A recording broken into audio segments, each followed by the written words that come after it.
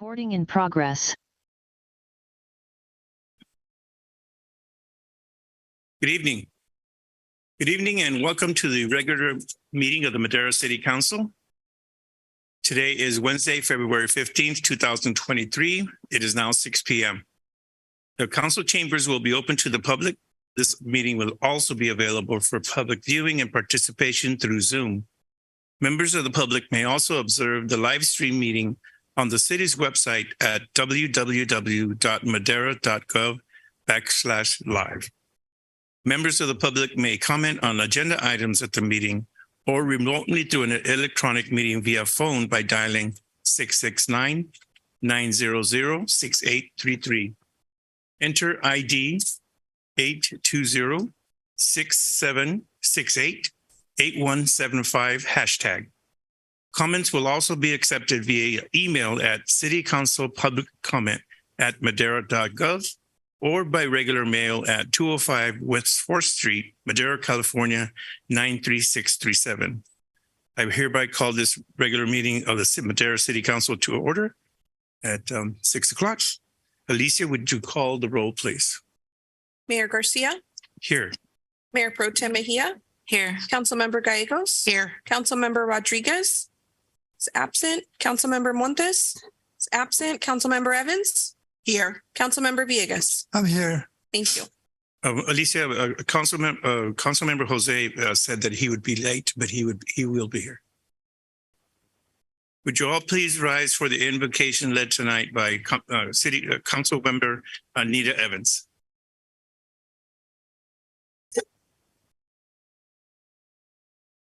Yesterday, we all celebrated Valentine's Day. In the Bible, it states, love is patient, love is kind, love is long-suffering. Tonight, I come to you asking that each and every one of you recognize and touch your hearts. Heavenly Father, we thank you for tonight. We thank you for today. We thank you for allowing us to awaken this morning and to see another glorious day. Father, we thank you for the love that we share amongst ourselves. We ask that you open our hearts, Father, and touch our hearts and remove any hatred, any dissension, anything that is not of you.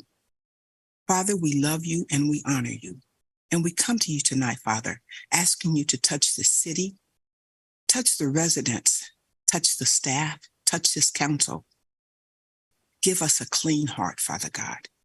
We ask these blessings, Father, in your Son's precious name, Christ Jesus. Amen. Be led tonight for the Pledge of Allegiance by Michael Pister. I pledge allegiance to the flag of the United States of America and to the republic for which it stands, one nation, under God, indivisible, with liberty and justice.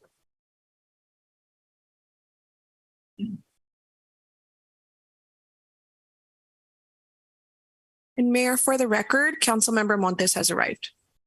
Yeah, here we go. Welcome. All right. Well, thank you very much for that. We will now move on to the approval of the agenda.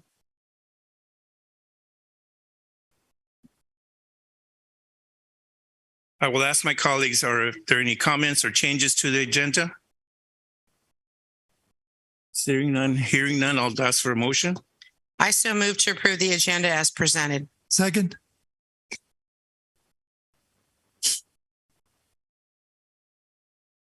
Motion to approve the agenda by Councilwoman Gallegos, second by Councilmember Villegas. Alicia, would you call the roll, please?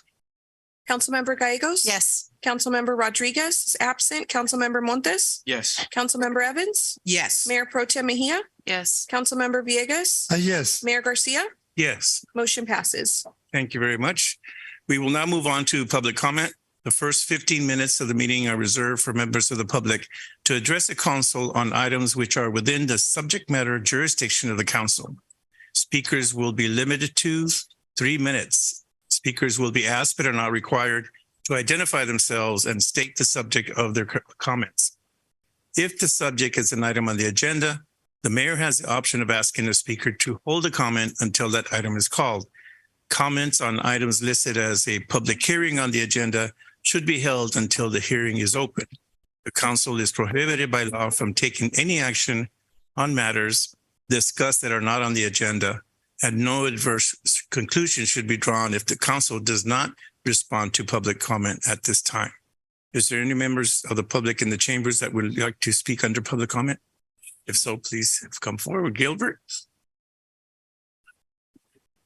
Yes, sir. Okay. First time here, so bear with me. Welcome. Yes, thank you. Mayor, City Council, good evening. My name is Gilbert Felix. Unfortunately, I'm not a resident of the beautiful city of Madera, but I'm here representing my boss, Assemblywoman Esmeralda Soria. I just wanted to formally introduce myself. I'm the Assemblywoman's District Director. I know many of you very well, and many of you have my contact information. Right now our staff is lean. There's only 3 of us, so I am going to be the representative for Madera County for the Assemblywoman. I'm also going to be taking care of Fresno County. As you know, your city has been redistricted into the 27th Assembly District. So you were well represented by Assemblymember Bigelow for 10 years. Now you're in the 27th District, which goes all the way from Delhi in the north to Coalinga in the south. Of course, it takes in Merced, Madera, and parts of Fresno. Just a couple of quick updates from the Assemblywoman. One, we've really hit the ground running the past 2 months. She came into office with 2 big challenges that we did not foresee, but we really rolled our sleeves up and got to work. One, the closure of the Madera Hospital. She continues to stay focused on that. She is working on introducing legislation. She's working with Senator Caballero to see how she can be of help, how the state can be of help to create some type of solution going forward. Other issue that she has been focused on is the flooding up in Merced County. So again, 2 big crises that we did not foresee, but she got right to work on. Other items that we're working on right now is we're introducing ourselves to the entire district. So we've had the privilege of meeting with your police chief last week, and we're working with your city manager to set up some time for the Assemblywoman to meet with leaders here in the city of Madera to really hear and learn about city priorities, projects, and knock on wood, some potential budget asks that she can make. It's going to be a lean budget year with the state of California, unfortunately, but we're going to do the best we can to try and bring down every single cent that we can, not just to Madera, but to the entire 27th Assembly District. Areas of priority for the Assemblywoman are obviously water infrastructure here in the city, but out in the rural parts of the Central Valley as well, resiliency, recharge, et cetera. She's also going to be focused on public safety, police and fire. And of course, we're focused on rural healthcare, not just access, but actually delivering it, standing it up, reinforcing it. Some committees that she's been assigned to, which we're really proud of. She's the chairwoman of the Military and Veterans Affairs Committee for the Assembly. We're very proud of that, seeing as how we have such a strong veterans community, not just here in the Central Valley, not just here in Madera, but across the Central Valley. And then, of course, she's on the Agriculture Committee, the Banking Committee, and the Insurance Committee. So we have a lot of work ahead of us. But for those of you that know the Assemblywoman, there's no better Assembly member to tackle those issues. Again, Gilbert Felix, those of you that have my contact information, reach out anytime. Your city manager is in touch with me, and hope to work with all of you, and of course, for all of you for a very long time. So thank you all very much. Welcome. Thank you, Gilbert. And say hello to the Assemblywoman. Any other public comment? Anyone? Mayor, for the record, Councilmember Jose Rodriguez has arrived. Welcome, Jose. Thank you, Alicia. All right. Is there any written comment, public comment? There is no written public comment, Mayor. Okay. And no one on Zoom. Thank you very much, Mark. We will now close public comment. There are no written communications, no presentations, there are no introductions, and no workshops. We will now move down to item B, consent calendar. Matters listed under the consent calendar are considered routine and will be enacted by one motion and one vote.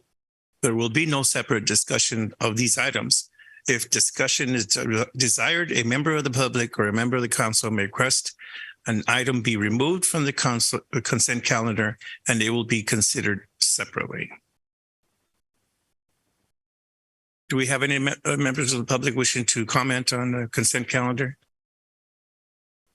Seeing none, we'll close public comment on the consent calendar. My colleagues, do we have any additions or corrections to the consent calendar? Seeing none, I'll ask for a motion. Move to approve the consent calendar as presented. Second. Motion to approve the consent calendar by Councilmember Montes, second by Councilmember Villegas. Since we're all here, all those in favor say aye. Aye. Any opposed? Motion passes. Thank you very much.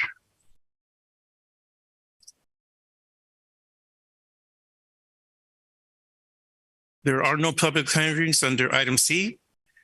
We will now move on to item D, petitions, bids, resolutions, ordinances, and agreements. I believe, Gabriela, do you have this item? Yes. Good evening, Mr. Mayor, Mayor Pro Tem, council members, and members of the public. Again, my name is Gabby Salazar. I'm the administrative analyst for the Parks and Community Services Department. And tonight I will be presenting item D1. Let me go ahead and share my screen here.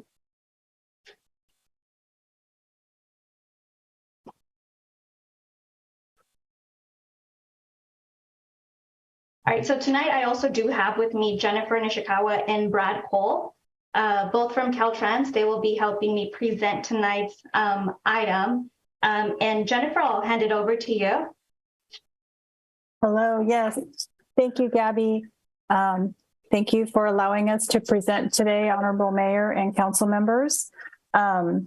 First, I'd like to go over, do you want to go to the next slide, Gabby? There we go. Yeah, I'd like to talk about the summary. We held a workshop on December 21st to consider a request from Caltrans to enter into an agreement under the Clean California State Beautification Program, otherwise known as the CCSBP, to fund the art component of the Madera Block Wall Enhancement Project along State Route 99, south of the 4th Street northbound off-ramp. So next slide, Gabby. And as a summary of the CCSBP, or Clean California State Beautification Program, District 6 received a total of $26.6 million, and we have 17 projects in that program. The projects need to be non-controversial with no right-of-way acquisition. They need community support. Clean California funding was allocated to the State Route 99 Madera Block Wall Enhancement Project for planting, irrigation, and artwork. So next slide. And from there, I'll turn it over to our Caltrans District Landscape Architect, Brad Cole. Brad? Thank you, Jennifer. So we've got the original project, and you can see by this slide, included oleander planting. We've got several colors, the red and the pink and the white, as well as a creeping fig vine, all of which will basically cover the wall. We'll have a picture later on, but just north of Madera Avenue along 99. So we have a new sound wall.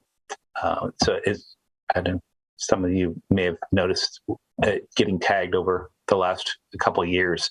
So the idea is for it for this planting to both beautify and also limit the graffiti abatement that we would have to do along the freeway. You can go to the next slide. So we met, the last time we met, this question came up on whether or not we could substitute say the oleander for another shrub. So I included this information to kind of show maybe this is as an option, an alternative using the Indian hawthorn. This is the botanical name is Raphiolipus indica, and majestic beauty. So it would be a large shrub that would probably have a little bit more of a manicured look. Now this is a picture in March. So it blooms in March, and then it would be evergreen the rest of the year. It would get we get good size and to be able to cover the wall. So that's an option. And we just started construction. We're still doing some preliminary work to get the contractor going, but we are getting close to breaking ground out there. And we want to, I floated this by the contractor, and it wouldn't be any additional cost if we decided to change, but we will need to know pretty soon if that's something that I kind of get more feedback from you guys to see if this is, we want to kind of lead this way versus the oleander. So you can go to the next slide. So this is in between the oleander. We've got a series of art panels. So we've got 5 sets of vinyl wrapped panels. So that gives us the ability to hire multiple artists, or maybe it's just one artist. These panels with the vinyl wrap, then anticipate having a 3 to 5 year lifespan. I mean, they'll last longer, but they'll just probably fade a bit. So that's something that maybe gives us the opportunity to replace the art at a future time. Maybe it's the same art, or we maybe give other artists an opportunity to display some art. We do have anti-graffiti coating that will be placed on the panel, so to reduce. We kind of hope that people will respect an artist's creation and hopefully not tag them, but in the event that happens, that there's a coating. So we've got some costs for the materials. We've got within a co-op, we've got costs built in for the materials and also to pay an artist and any of the coordination. Let's go to the next slide. This is basically a kind of an existing condition. This actually is from Google Earth, and we don't have, if you can see down at the end of the wall, there's painted over graffiti. It actually looks better than this slide, but this is kind of like the existing condition, and we can, as you can see, is just right before the 4th Street off ramp. You can go to the next slide. And this is a simulation of what we'd anticipate this looking like after we're done. You can see the vines in the back. This is a group of the art panels. Obviously, we don't know what the art is yet. We still have to go through the selection process, but the art would be in between the plantings, and we would make sure that the planting doesn't block or eventually grow over the artwork or the art panels. And like I say, this was a simulation using the oleanders. So this would be, kind of imagine in your mind's eye the Rhaphilicus, if that's, or the Indian hawthorn, if that's the way we want to go. And then this, the project includes mulch, permanent irrigation system, and I think that's about all. I'm going to turn it back over to Gabby. Yes, thank you, Jennifer. Thank you, Brad, for helping me tonight. So during the December's workshop with council, there was the initial discussion of a cooperative agreement needing to be in place between Caltrans and the city that is being presented to council tonight. And then since our discussion, since December's workshop, we've seen the need to present to council the recommendation to formalize a partnership with Madera County Arts Council in the form of a memorandum of understanding, an MOU, that would entail a $6,000 administrative fee, which is an eligible reimbursable cost under the funding. They will be assisting the city with the execution of the project, assisting with the finalization of a solicitation document, as well as artist oversight once the artist is selected, and the artwork installation phase. Also tonight, we are presenting to council the ask for an establishment of an art selection committee, which would have representation from council appointment, And keeping in mind that this art selection committee is planned to dissolve after the artist and the artwork selection process is completed. So two of the big questions that we have kept in mind as we prepared this for council is the idea of how will artists be selected and what criteria will be used to select the art. And that's where the recommendation of an art selection committee be established comes in, because the committee would serve as the advisory board and help develop the criteria under which the submissions would be evaluated both for the artist selection and the artwork itself. And then keeping in mind that council would serve as the ultimate decision-making body, with the art selection committee presenting recommendations to council for the final approval. Now, if approved, the city would act as the recipient of the $100,000 artwork component of the project. The project overall is estimated at $330,000. The $100,000 comes from the art component, which is the artist selection, artist payment, and the artwork materials and supplies. And then the $230,000 is for the project's block wall, planting, irrigation, and landscaping portion. Ultimately, the maintenance agreement for the block wall would have to be presented to council at a later date when it is finalized with Caltrans. And again, the funding is reimbursement based, with budget adjustments to occur accordingly for the revenue and expenditures.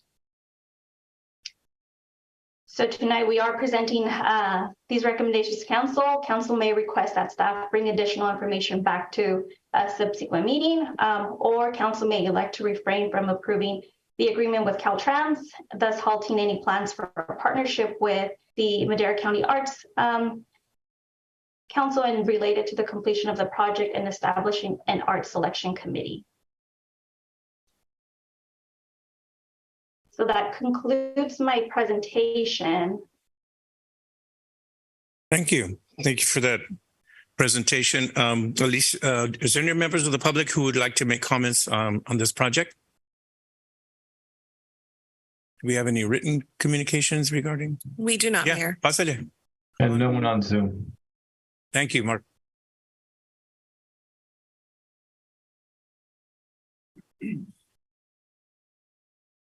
Just a suggestion on the walls. I got a warehouse in Fresno, and I drive every day around.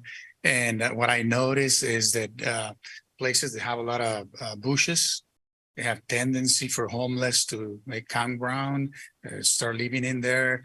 And what I notice in the last month is that the piles of garbage, especially when you exit passing Fresno Street, I forgot the name of the street, but they've been cleaning up almost every week because they throw a lot of garbage. And that's the problem, I think, with that they come in and they make a big mess. I know cities are trying to help, but in my opinion, only if they put vines or something that are attached to the walls, it might make them look pretty, and they will prevent people from hiding in there. Because when you put bushes, that make easier for people to go behind the bushes and do whatever they want. Now they're getting very, very bad, especially in Fresno. And in Madera, I guess because they've been working on the freeway, that probably move a lot of people around. But once they establish everything normal, I think we're going to have a lot of the homeless back to move on the side of the freeway. And this statement I want to make yesterday. I had a warehouse right next to the warehouse that I'm using right now. So my neighbor that is in that warehouse came and was talking to me, and he told me on the driveway where it is for the dog. This week, a guy came in, a homeless, and he just started making his living there. So a guy came and told him, "Hey, you need to move out." And the answer was, "No, this belong to the government." Forgot the agency, but Caltrans, exactly. This belongs to Caltrans, and I can stay here. And the point they're making is that because it belongs to Caltrans, they have the right to be there, and they have to call the cop. This happened this week. they have to call the cops. And you know, when he told them to move, he pulled out a machete on him. Yeah. And you know, he said, this belongs to Caltrans and I got the right to be here. So this is done by Caltrans, and I'm pretty sure that a lot of people have that same mentality. So just an idea might be not to put bushes, because that will bring more, or give people more, you know, a place to hide or to start bringing garbage and living there. So again, because of the construction on the freeway, I think it moved a lot of people out of the way. But once everything gets back to normal, I think that we're going to start seeing a lot more people moving into the side of the freeway.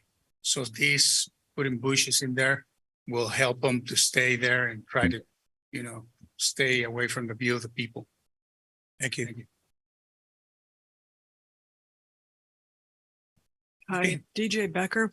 I'm not the expert, but I also think oleanders are flammable, and they emit a toxic smoke from the fires along the roadsides that I have seen. So that might be another consideration too. And they do collect trash, windblown trash at the base. So maybe the chief can speak to that.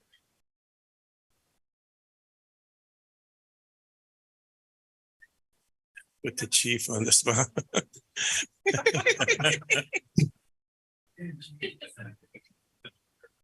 To clarify on the question, yes, the smoke can be toxic and hazardous. So it is a caution that we take when we fight those fires. Thank you. Any other public comment? No written or Zoom comment? Then we will close public comment and bring it back to council for any comments or additions. Mr. Rodriguez, I believe you're first. Yes, thank you, Mr. Mayor. First of all, I want to thank Gabriela, Brad, thank you for your presentation, and also Jennifer. I do kind of agree with a lot of the comments that some of the public has made regarding the oleanders. And Brad, if my memory serves me correct, these aren't your standard oleanders that you see on those medians between the north and south freeway lanes, right? These are smaller. I believe you said there were smaller oleanders. I'm not a big fan, only because I think I stated the same thing. I believe this will attract folks that are, I hate to use the word homeless and unhoused. Thank you very much. I think that's the new concept now. Folks that are unhoused, and again, that becoming their permanent, well, I mean, their temporary or permanent stay. So I do like the vines, and I think, I don't know, was that part of the original conceptual drawings that you had, the vines? I know we had suggested that, but I wasn't sure if those vines were part of that. Yeah, that was a part of it, and I kind of take everything into consideration and go with like a smaller, but yeah, we're talking about a smaller shrub along there. So primarily to kind of keep the wall covered. That way, it does reduce our efforts to, you know, for graffiti, and, you know, kind of keep the shrubs at a lower level, so you're not creating habitat, let's just say. Yeah, and I think that's the key there, is maintaining those oleanders, because they'll start out small, but I think over time, if there's no maintenance to that, those things can get pretty aggressive. And right. And that, I think, to the point that some of the members of the public made, I think that will create, you know, temporary housing for the unhoused. That was my only concern. Okay. Thank you. Mr. Montes. No, yeah. And so thank you, everybody, for your comments, and thank you for the presentation. That was the question that I had. Is that something, I mean, this is Caltrans right of way, and it will remain Caltrans right of way and area of responsibility, correct? Even if our specific maintenance agreement, it can't say any different, correct? Or is that something that we negotiate on the second portion? Because we still have to bring the specific maintenance agreement at a future date. Is that negotiable at that time? I guess that would be for either Brad, Gabby, or Jennifer. Or am I getting ahead of everybody or everything? One of the things I just want to clarify, that the maintenance agreement would be just for the art. Caltrans has agreed to take care of the landscaping. I want to make sure that's clear. Okay. Because I mean, that is an issue. And at times I'm not saying Caltrans isn't a good partner. They're, in my experience, they've been pretty responsive. I did participate somewhat in Fresno's project off-ramp. It was about 600 people that were removed from the freeway right-of-ways or Caltrans right-of-ways. That was a huge project. I don't think that's something that Madera would be able to undertake. So I guess it's still area of responsibility for Caltrans. But we do have the discretion at this time to say that we, don't like the oleanders, or is that something? Okay. So then that's the direction you're asking, or feedback you're asking for tonight. Okay. Yeah. It's fine. Okay. So I'd be in favor of that as well, because I mean, that is a very dangerous place for people to be. And for whatever reason, people do gravitate to those areas, and they're very, very difficult to maintain, very dangerous, even for our staff and Caltrans staff to go out there and clean on a regular basis and ask people to move. So that would be. All right. Okay. I guess that's a yes also. Yes, vote. Got a yes over there. So yeah, I'd be in favor of, and I do believe Councilmember Rodriguez brought that up at our last meeting, that's something that he wasn't in favor of. And I think he did ask for alternatives, I guess. And so the only alternative right now is to have a smaller, more manicured shrub or bush. Okay. And right. Is something taking that out, I know you have the renderings. Is that something that's going to be, a huge undertaking, or just we don't plan them? So that wouldn't be too difficult to switch them out to a smaller shrub, or smaller, different type of plant, and then just have it, because it is a fairly wide area, that there's space there, but just have something that stays maybe less than 4 feet tall, and that way you would see more of the wall, but the vine would be behind the wall, or in front of the wall rather, which is clean to the wall. So I think that kind of gives us something.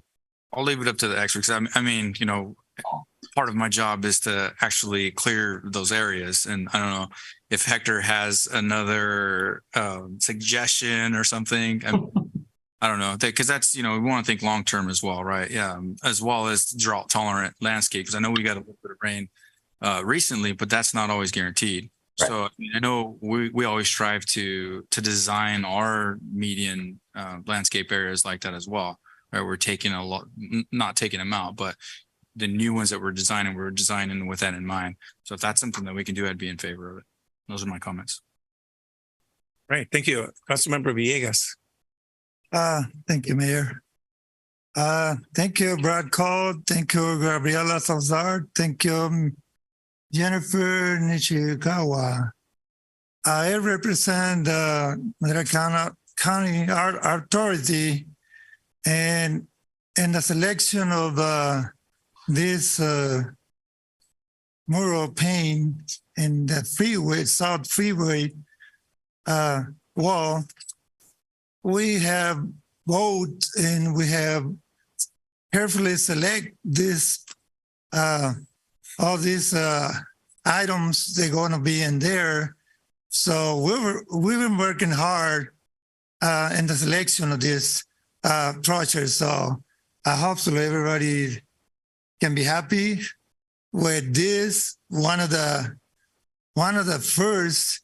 We will later on, we will be more on Yosemite South in the alley and the north side as well. So like I said, we've been working so hard in the selection, and finally it's approved by the Madera County Art Authority, and I hope so approved for the city, and we can continue to go forward to the verification. So many more projects coming on. So that's my comment. Thank you. Thank you. Councilmember Evans. Yes, I wanted to ask, as far as the oleanders, I understand, there is a hazard with those. As far as the vines going across the wall, is there any way that you can possibly put something with maybe a thicker vine that would be able to hold to the wall versus having to put the extra bushes out and to where they would grow out farther.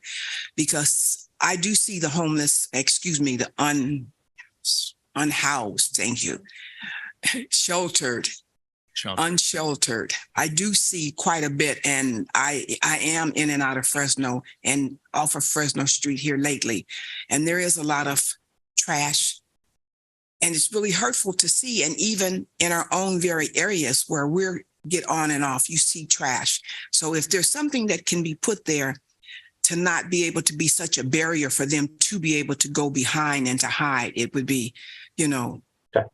much better. So I thank each and every one of you that has worked on this committee. And Councilmember Vegas, thank you very much for also being on the beautification committee down there and the work that you guys are doing. So I thank you, and I pass the baton back. Thank you. Councilwoman Gallegos. Thank you, Mayor. Brad, I don't know if this question is for you, that we're talking some different ideas here. So if we want changes here, is it going to halt this project and extend it even longer than it is? So for now, I was told we're talking to the contractor, because I initially, like I say, we had the oleanders in there, and I said, well, if we needed to change those, is that something we can do? And I kind of threw out that the Raphaelepis idea, and they said, oh yeah, that's not gonna be a problem to change that. I think what I would probably do is choose a smaller variety and make sure that it does stay below, like stay like 3 or 4 feet in that range. That's should be plenty low to kind of keep the visibility open. And then I think the vine, I had pretty good luck with that creeping fig. It does take a little bit more water. We're very limited on vines that cling to walls that also use low amounts of water. So that's the big challenge. But it does tend to cover well, and it's a little bit tougher than, say, like a Boston ivy that also covers the wall. But the Boston ivy will lose its leaves in the wintertime, but the creeping fig will keep its leaves. I think that's something that, like I say, if we stayed low with any shrub and then just had that vine, I think that would certainly take care of like I say, keeping that wall covered. It'll take a few years for it to fill in, but that's something that I think will work. I know I think it's worth the investment, a little bit more water to kind of help keep that area looking better. Okay, thank you, Brad. And Gabby, question. In the report, it said that we would be creating a committee that would decide how the selection of the artist would be chosen, and the selection of the artwork would be decided through this committee, correct? Correct. So the intent is that the art selection committee lead the solicitation, lead those criteria for which an artist will be selected, as well as the artwork, come together and make a recommendation to council, which then at that point, council would have that final decision. So to make it clear, artwork has not been chosen. No. Or artist. No, there is no artist or artwork that has been selected at this point. Great, thank you. Councilmember Rodriguez. Yeah, thank you. Again, going back, Brad, to that same the shrubs that we're talking about. My only concern, I think you've heard it from most of the council here, is again having shrubs that get out of hand and deferred maintenance and what have you, that could potentially become again these areas of housing, the unsheltered. What instrument exists between us and Caltrans that can make Caltrans accountable when we see these things getting out of hand? The reason why I say it's because when people are coming down the freeway heading north, this is what they see. And the art will be, obviously something that represents our city, but at the same time, we want that art to be, supported by, really nice green shrubbery, but maintained shrubbery, and also the vines that are back there. I know you mentioned the Boston ivy, which I thought was a great idea, but again, you said during the winter that that has issues there as well. But, I'm open to that. You said smaller shrubs, but what kind of measures do we have, or what kind of instruments do we have to hold Caltrans accountable when things like this get out of hand? So that 5-10 years down the road, we're not, well, we told you so, but yet no one's out there maintaining those shrubs. Yeah. So I would say if we kept it to a species that really is limited to like I say, 3 feet, that won't eventually keep growing, because I usually don't want to have to plant. We always think about planting the right plant for the space, so you wouldn't really have to trim it. Some plants are just more conducive to look more manicured just on their own by themselves. So, basically, as I'm hearing the conversations, that's what I probably lean towards, having something like that wouldn't need to be either limbed up. I know you've seen a lot of the areas where we've had to go in and limb up large shrubs or remove shrubs and limb up trees, so that you have that visual the ability to see if there's homeless or unhoused or encampments.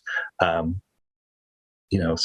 that everybody's able to see if there's issues along the roadside. So I don't like our maintenance guys having to go out and trim up a type of tree or a shrub that's really naturally a low growing shrub or a low branching shrub, because it just creates more maintenance for one, and it kind of makes it makes it look odd as well, to have to, I like to let the plant kind of do what it's supposed to do and kind of fit the bill. Well, I think that's all great. Again, my question was, how do we hold you accountable for that? Meaning, if it comes down to that point where, council may not be here 10 years from now, or this council, and we want to make sure that, future council has some way of connecting with someone at Caltrans to be able to make sure that those things are mitigated in some fashion. And that's what I'm concerned with is, 10 years down the road, that thing can get pretty bad. And Brad, you may have moved into a different position, and I can't call Brad anymore. So that's what I'm trying to get at. Is there some document that exists that, hey, we hold you accountable for that? Can I help you out, Brad? Oh, I'm sorry. I do have a little bit of experience. Maybe a little bit. But so in Fresno, I do work with Caltrans and still D6 here in Madera and Fresno, correct? So their teams there's actually a service request like portal that you can submit. A public member of the public can submit. Us as council members can submit. But I can tell you that anytime we do submit a service request, currently their teams are very responsive. So we usually have a response time between 24 and 48 hours when we submit requests. Now, obviously, I can't guarantee that, but I can say that my experience has been with Caltrans that they are very responsive on their public right of way. So then you would be their contact. Yeah, I would, this is Jennifer. I would just like to add, we do have the customer service request website, and it's csr dot and then dot.ca.gov. So that comes through our system, and that's really the most efficient way to get maintenance out to take care of things. Thank you, Councilmember Montes, Jennifer, and Brad. Right. Hilda, you had something you wanted to mention? In response to Mr. Rodriguez, there is no agreement before you that addresses Caltrans's responsibilities regarding maintenance. The agreement before you is one where Caltrans will be providing $100,000 to the city for this art project, and there's details, and then to be followed by approval of a maintenance agreement.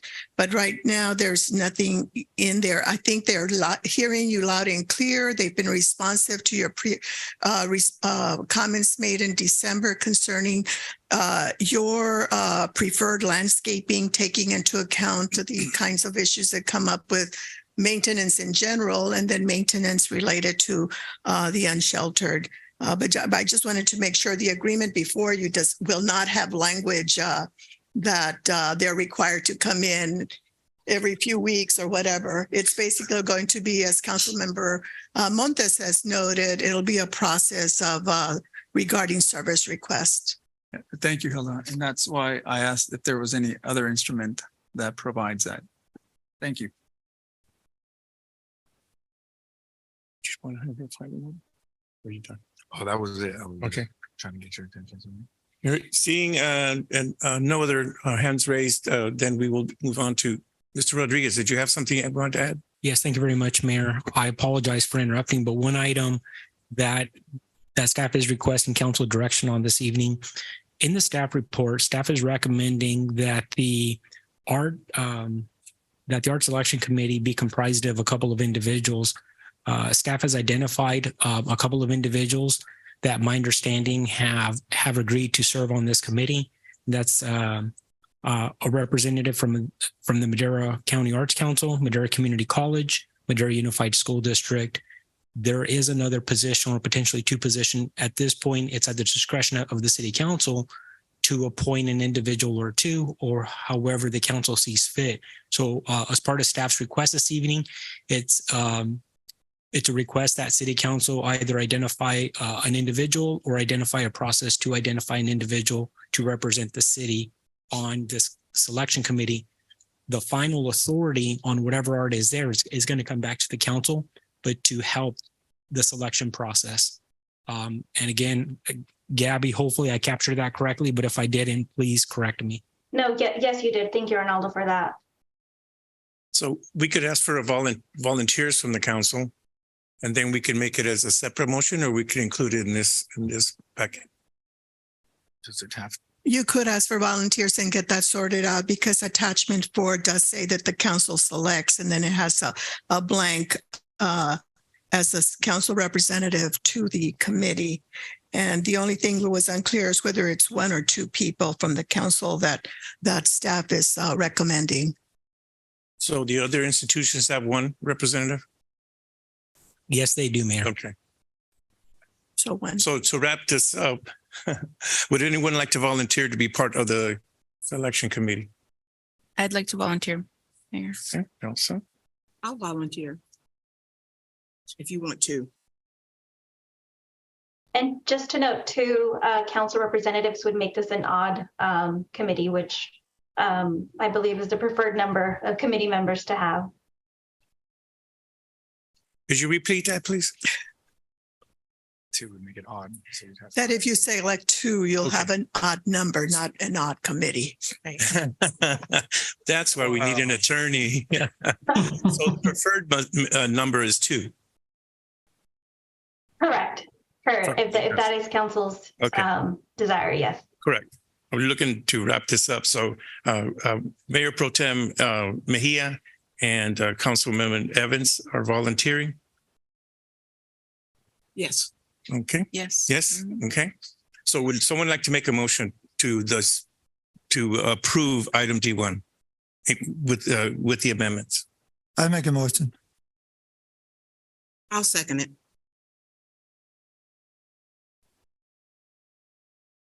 All those in favor say aye. Aye. Any opposed? Motion passes. All righty. Moving on to item D2. Amendment number 1 to the landscape maintenance services for the downtown district, certain facilities and medium islands agreements with EMTS Incorporated. Gabriela, do you also have this item? Yes, this is me again. It's my lucky night tonight. So yes, I'm presenting item D2, amendment number 1 to the landscape maintenance service for the downtown district, certain city facilities and median islands agreements with EMTS. Let me go ahead and share my screen here.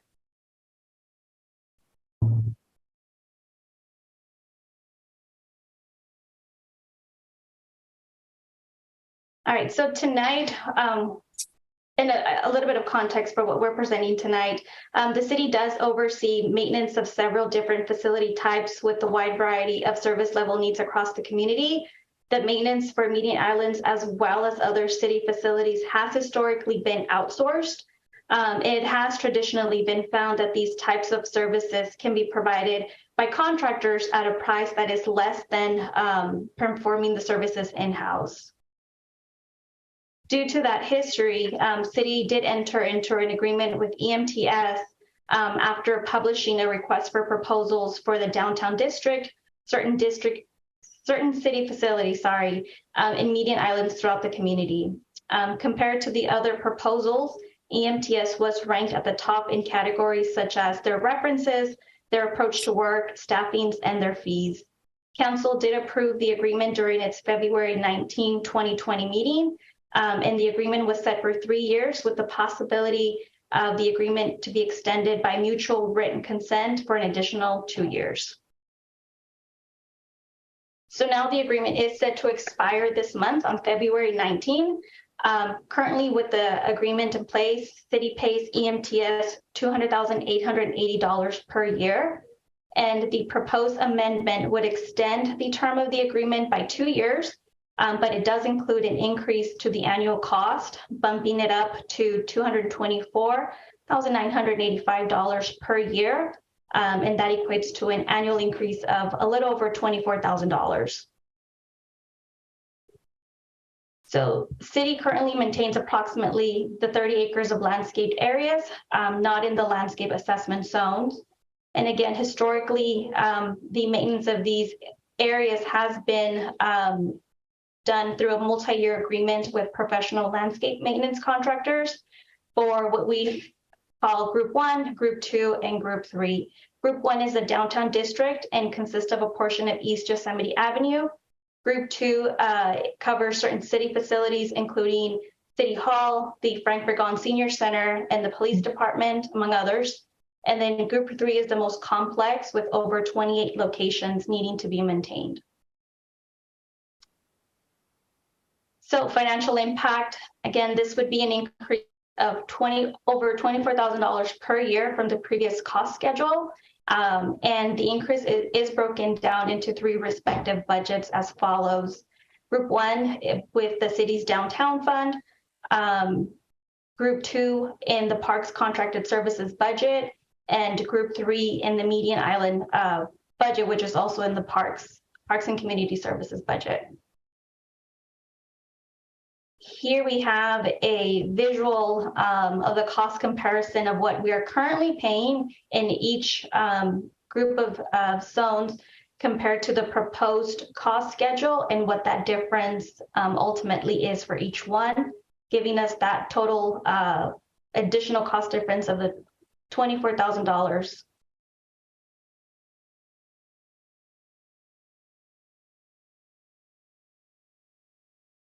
So for additional perspective, the revenue sources for these increases would come from the following. Group 1 is funded by the Downtown Association Fund. Group 2 is funded by the gas tax revenue, and Group 3 is funded by the city's general fund. So EMTS has shared that the increase between the current cost schedule and the proposed cost schedule is based upon the average CPI increase at 4% for each contract year, which is a standard in most municipal contracts. And it is noted that during the past 3 years working with EMTS, staff has had seen or had any additional price increases, any additional charges invoiced, and there have been no concerns about the work being completed by EMTS. So the recommendation tonight is to adopt a resolution approving amendment number 1 to the landscape maintenance services for the downtown district, certain city facilities, and Median Islands agreements with EMTS. And the alternative to that would be council electing not to approve the amendment, which would result in the expiration of the current agreement.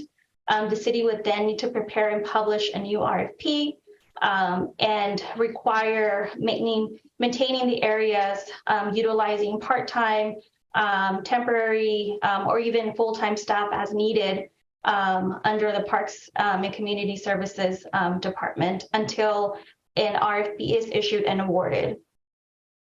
And that is my presentation tonight. I do have Hector Sanchez, who's our park supervisor, on the line, as well as Darren Sherlock with EMTS to answer any possible questions that council may have tonight. Would either of you two gentlemen want to add anything at this time? If not, then we'll move on. Alrighty, thank you very much, Gabriela. Do we have any public comment from anyone in the audience tonight? Do we have any written comments or Zoom? We do not, Mayor. Thank you. No one on Zoom. Thank you very much, Mark. We will close public comment. We'll bring it back to the council for discussion.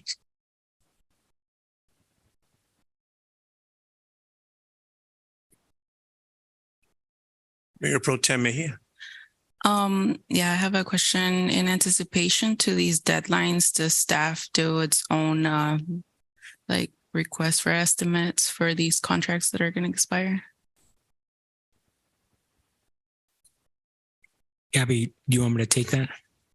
Well, so at this point, we did not do a reevaluation or a request for proposals for an updated cost of what these services would be at this point. The last data we have is from 2019 when the RFP was published. And I can tell you those numbers.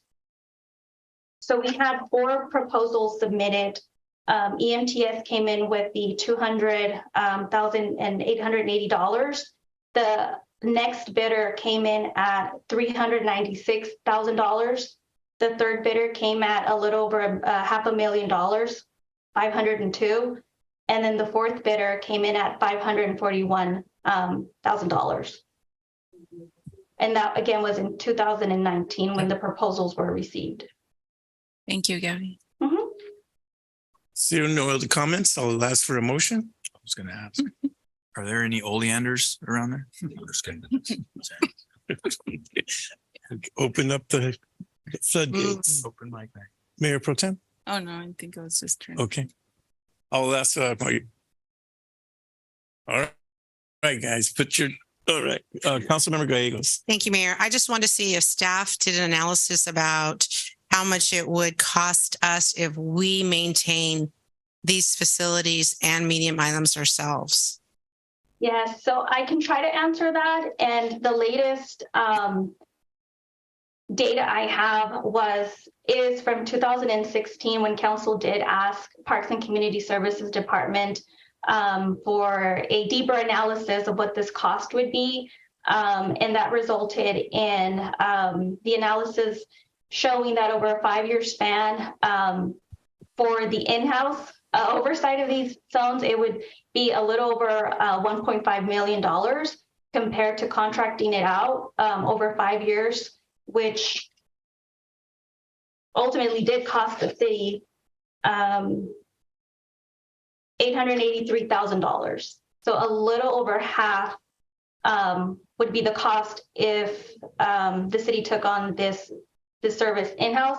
But again, this data is from 2016.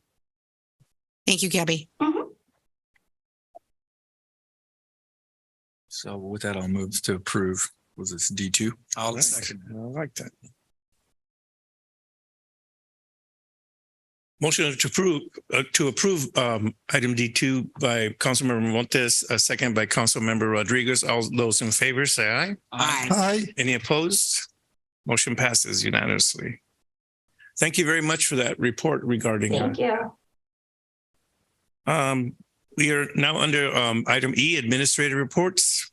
I believe Mr. Forrester, do you have this item? Yes, Mr. Mayor. Good evening, Mr. Mayor, Mayor Pro Tem and City Council members. I'm Anthony Forrester, the Finance Manager with the city. And tonight's item on the agenda is regarding the annual comprehensive financial report. And I have Andrew Roth from the Poon Group as our external auditors. He's going to be doing a presentation regarding the results of that report. Good evening, Mayor, City Council. I'm Andrew Roth, the partner with the Poon Group and the main audit of working on the main contact of the job of the audit of the city. And we'll start with the presentation.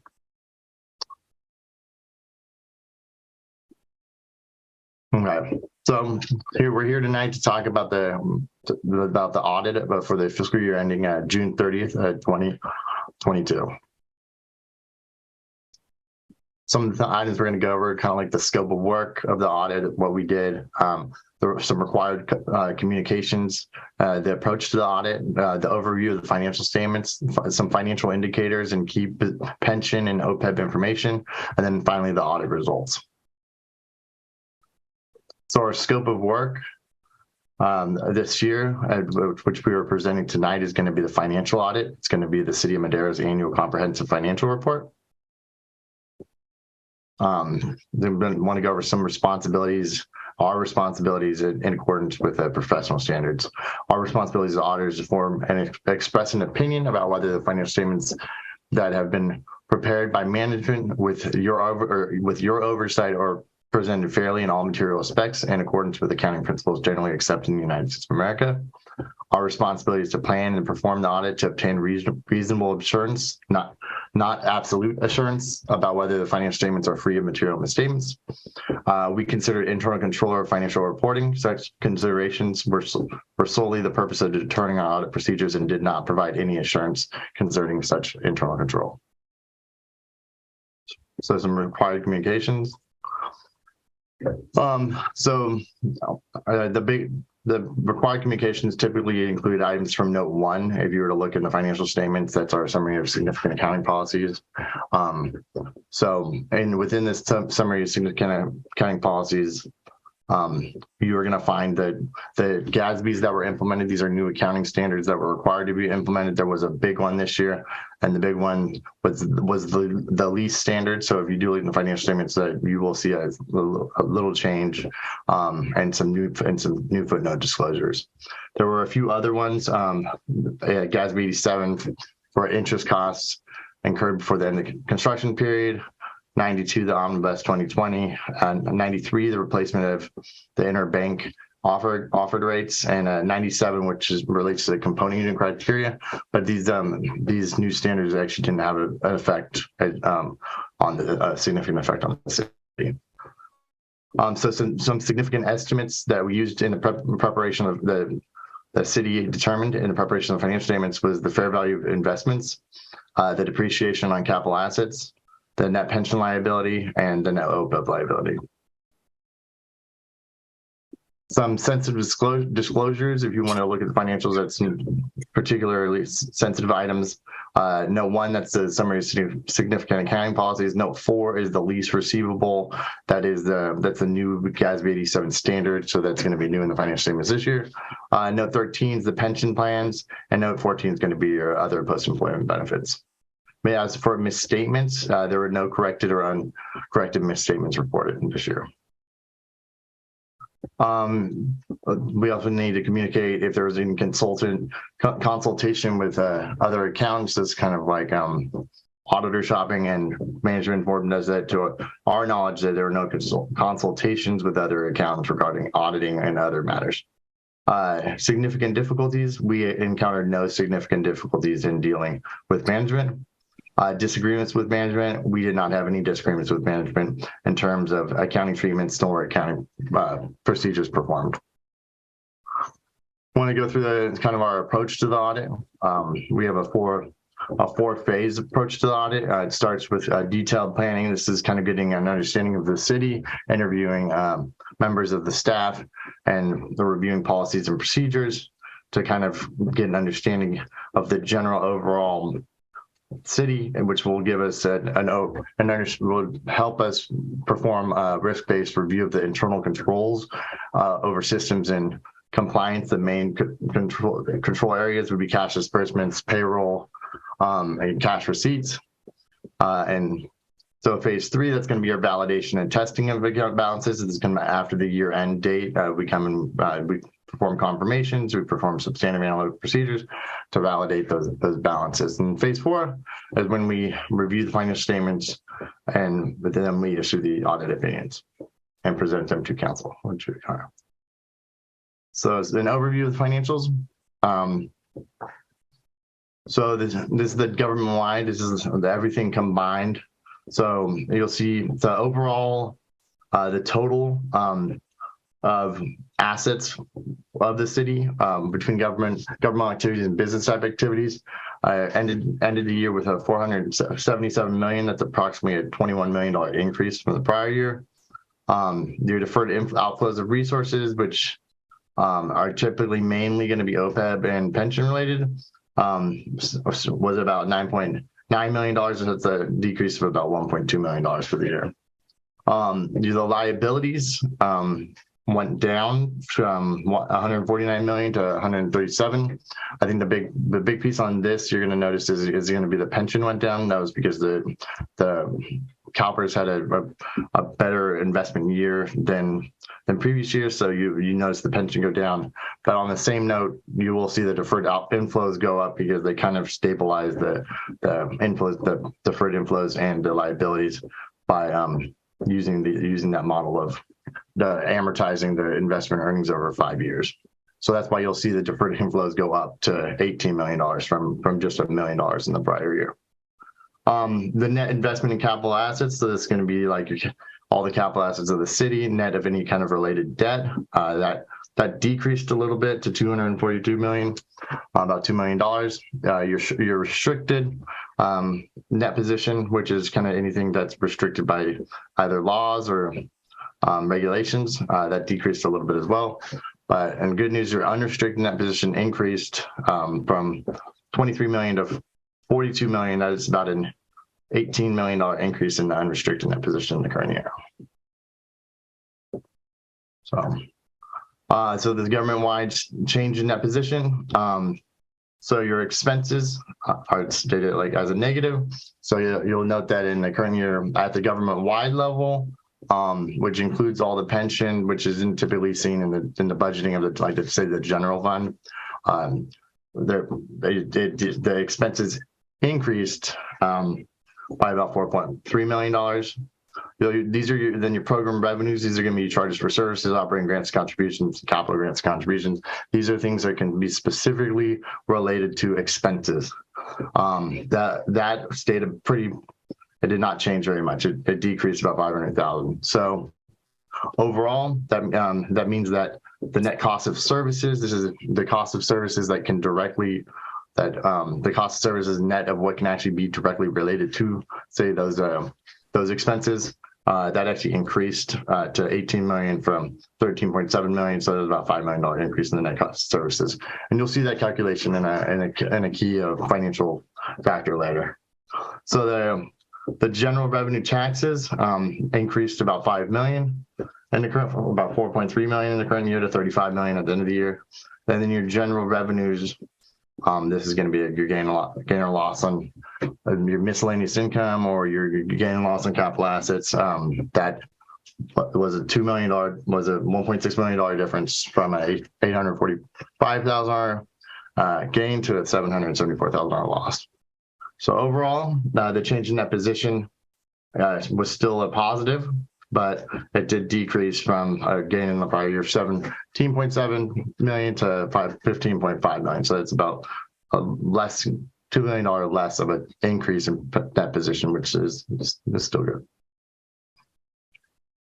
So your general fund, it's going to be your main fund of the city. Anything that isn't any other parts. So your assets, the general fund, they increased in the current year of $19 million to 64 million. The liabilities of the general fund also increased about $10 million in the current year. So $25 million of liabilities. Deferred inflows of resources stayed pretty much the same, about $350,000 difference to end at $450,000. Your fund balance, the non-spendable, this can be your prepaids or your advances to other funds. That's about $9,000 change, not much going on there. The committed balances at the city, this is going to kind of be your the special like contingency reserves or stabilization funds. It decreased a little bit to 291 to $10.9 million, a decrease of about 291,000. Your assigned balances, these are assignments that can be lower than a commitment is required to be placed by the city council, but an assignment can be placed by someone that the city council designates. That increased about to $16.6 million, about a $2.7 million increase. Your unassigned fund balances is kind of like your rainy day fund. This is anything that isn't already like committed with a stabilization. So that your unassigned fund balance increased to about $5.4 million to end at $10.9 million. So your fund balance at the end of the year was $38.5 million, and an increase of about $7.8 million in the current year.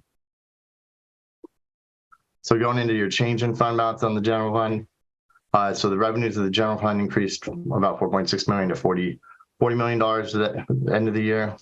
And then your expenditures also increased, but not as much as the revenues increased. So you will note that the revenues over expenditures increased from the prior year about $2.3 million to have a revenues over expenditures in the general fund of $4.7 million at the end of the year.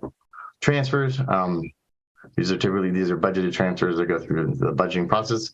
Did not change. And proceeds from issuance of debt remains pretty unchanged, and also others. So then all in all, the city's general fund increased, change in net position, increase of net position of $7.8 million. So that's about 2.2 over the prior year.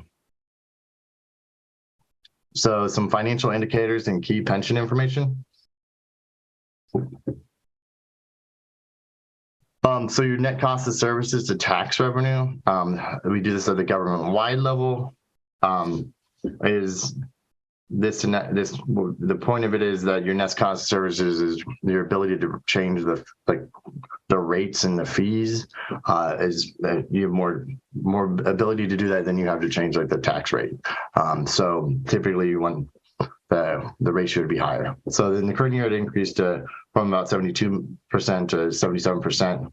So you were able to, those excess cost of net services was able to be handled by tax revenue and still have an increase in that position in the governmental activities.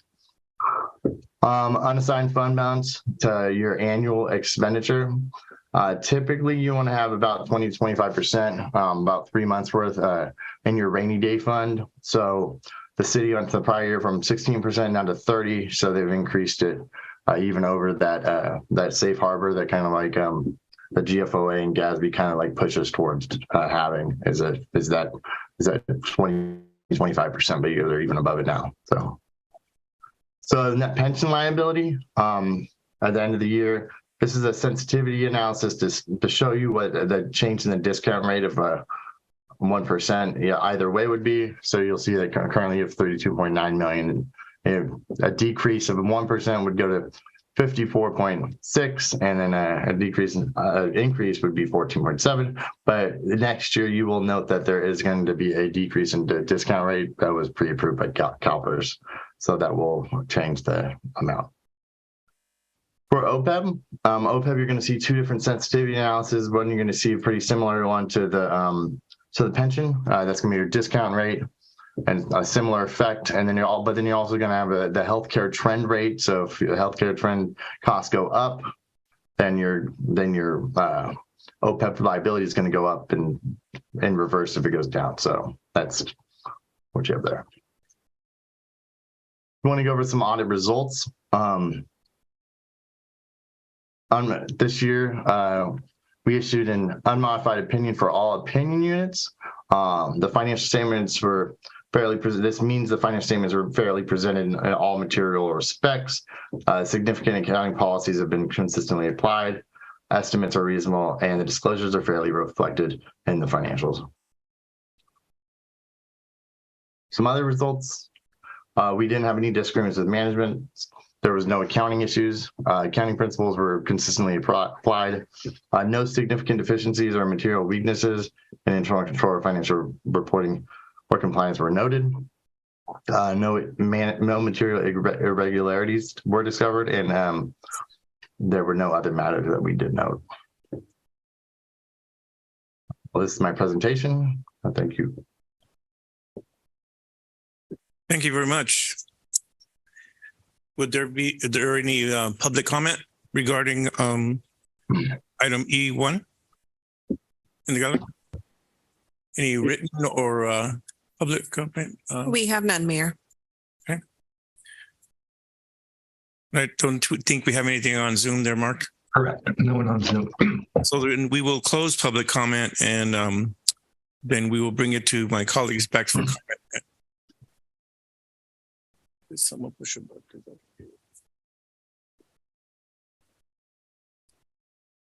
Did you push a button? No? No.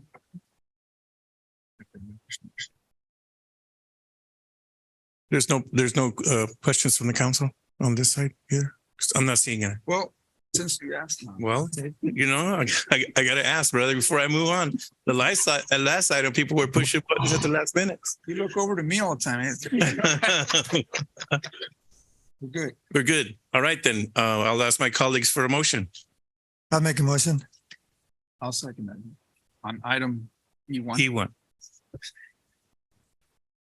Motion to approve item E1 by Councilmember Villegas, second by Councilmember Rodriguez. All those in favor say aye. Aye. Any opposed? Motion passes unanimously. Thank you very much for that report. Thank you very much. Thank you, Mr. Mayor. Okay. Item E2, update on temporary barricade along Hazel Avenue. Mr. Hickman, do you have this item? And that's gonna be me, Mayor Rodriguez. Excuse me, Mayor, I'm going to take this item, if that's okay. Absolutely. Should be a fun one, huh? And this is good news, so I think it is going to be a fun one.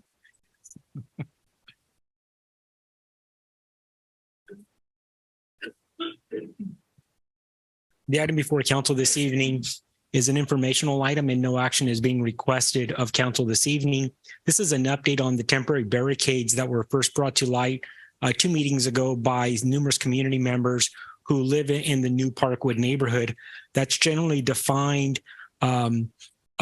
east of Parkwood on the south side of Avenue 13, which is also known as Pecan Avenue, and it's the southernmost tip of the city. It's highlighted in red. The photo shows Highway 99 there to the east. The specific road, it is a necessary road for the long-term planning of the community. The road itself is highlighted in red. No homes take direct access from this road, and there is a ponding basin immediately to the north or to the east of the subdivision. The road itself does provide access to a couple of the farms to the south. Granted, those farms do have other access, but any temporary blocks, we would want to be sure that the farmers in the area do have they do have access. The area itself has a long history of illegal dumping, street racing, and a lot of illicit activity.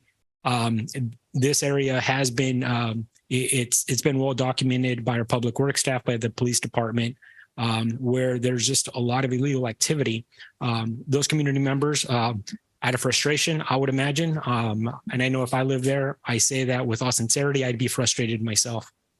And so what we've done in the past month, and really Jamie Hickman and his team deserve all the credit. They went off, they purchased the material, they designed the gates, they built the gates themselves in-house.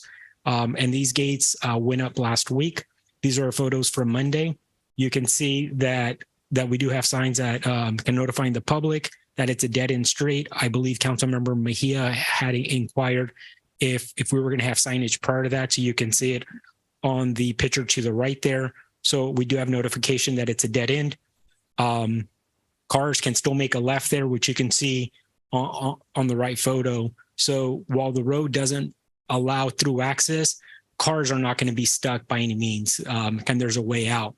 However, they simply can't go to the back. And so this is the, on the subdivision, this is the road that's to the west. So to the road to the east, we also barricaded it. This happens to be directly in front of a house right here where you can see where they have the pine tree. So there's a single family home right here that takes access. There's their driveway right at the intersection. We did put a no outlet sign, and here's the barricade right there. City staff does have keys, and with city staff, that's the fire department, the police department, and our public works team.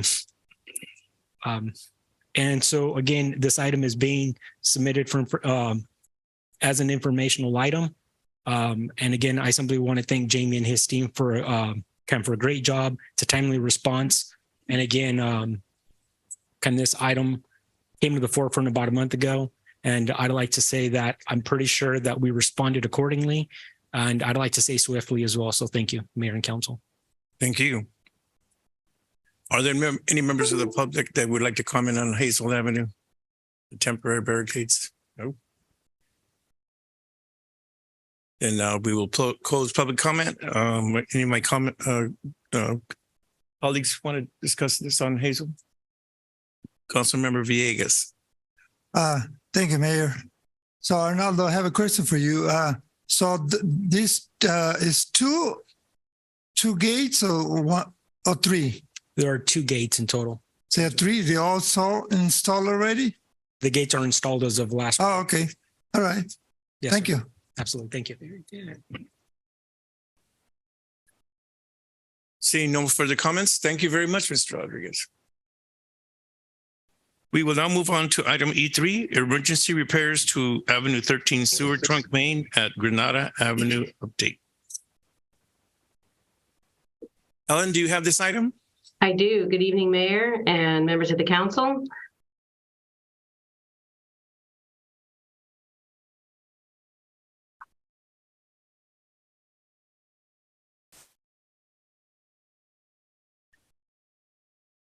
Okay, here we go. So tonight I'll be presenting another update to our project. While we are still in emergency status, we like to provide regular updates for your questions and input moving forward. This update is a little briefer than the previous one. It's just bringing you up to speed in activities in the last couple of weeks out at the project. Briefly, the original collapse occurred on January 2nd out at Pecan and Granada. We hired Floyd Johnston Construction to make the emergency repairs, and they were on site January 9th. As we reported at the last council meeting update, there were a lot of additional damages to pipelines and worsened conditions than we originally factored in when we first encountered the emergency. I am happy to report that we are now making progress on actual repairs. We've moved out of the age of discovery and we're on the home stretch here. The original pipeline that collapsed was a 42-inch, and that has now been replaced. We have a new manhole structure at the downstream end of it, and they have opened and excavated around the upstream structure. So all of the new pipeline is in, and they also were able to excavate down to the casing that goes under the railroad tracks, and they've been clearing out the damaged pipe that failed and the debris that has collected in there. And what I'm hearing is that it appears that that pipe failed almost completely along the entire length. What we expect to happen moving forward is we're going to move to the east side of the tracks and excavate where we previously excavated where the sinkhole was and had backfilled, but we have to excavate back down to access the casing that's on the east side. And then we can finish removing the pipe and the material from the casing. And we should be able to install the new pipe within that casing. What is here is a photo of the new pipe that's been delivered on site, and it's wrapped, ready to be unwrapped and installed in our casing. We also will be removing and replacing approximately 150 feet of 27-inch pipeline that when we were videoing the pipeline to try to determine how we could access it for pumping, it was determined that that is also in near failure conditions. And so we went ahead and are planning to replace 150 feet of that pipe. Following pipeline installations, we'll do testing and final inspection for the new pipe. We'll have to finish the manhole structures. At that point, we should be able to remove all of the bypass pumping that's out there and have our system flowing again. And the railroad will have to come back and set their crossing gate, and then we'll be into the restoration of the roadway to get that back in shape and open to traffic. At this time, I do see that happening hopefully by mid-March. We were hoping by the end of the month, but the reality is with the delicate situation that it's probably a couple more weeks. This is an aerial photograph that Joseph took a week or two ago, and I wanted to highlight, I thought this showed a little better. The green items have been installed. So this is a manhole that's on the west side of the tracks. We'll call this west, and I'll call that east. That manhole is in. This is the original pipe that failed. That's now been replaced, and this is it's a big box structure where the 42 comes in, goes out, and then this is the pipe that was under the railroad. This is the one that we're working on right now, and then we will replace this. This is that additional footage of pipe we're replacing right here. This is a new manhole that had to be installed so we could pump. So we're pumping from this manhole under the tracks to this system here and ultimately down to another manhole. And then we'll have to build a new manhole here.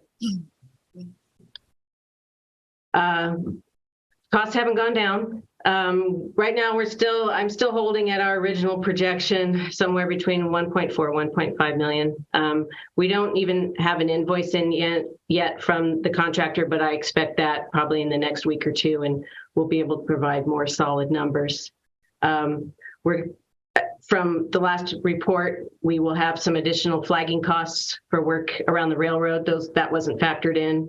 And the footprint of the damage has grown, and so I do expect our roadway restoration costs to be higher. They're both arterial roadways. We see carries a lot of truck traffic out there, and so we'll want to make sure that whatever we do reconstruct is going to be to meet our standards and to hopefully stay in place for the next 20 years. And I always will leave in anything else we might find as we're completing these improvements. So again, this was an update of where we're at, and I'd be happy to answer any questions on this. Thank you, Ellen.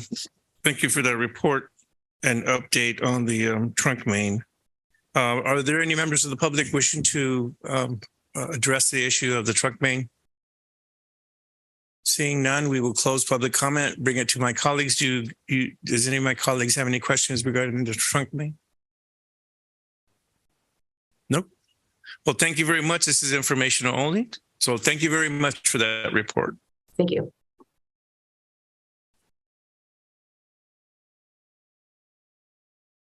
We will now move on to item E4, Yosemite Avenue Improvement Grant Opportunities. Mr. Helmuth, do you have this item?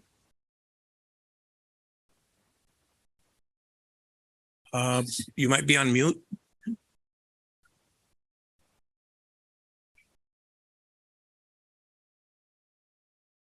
Keith?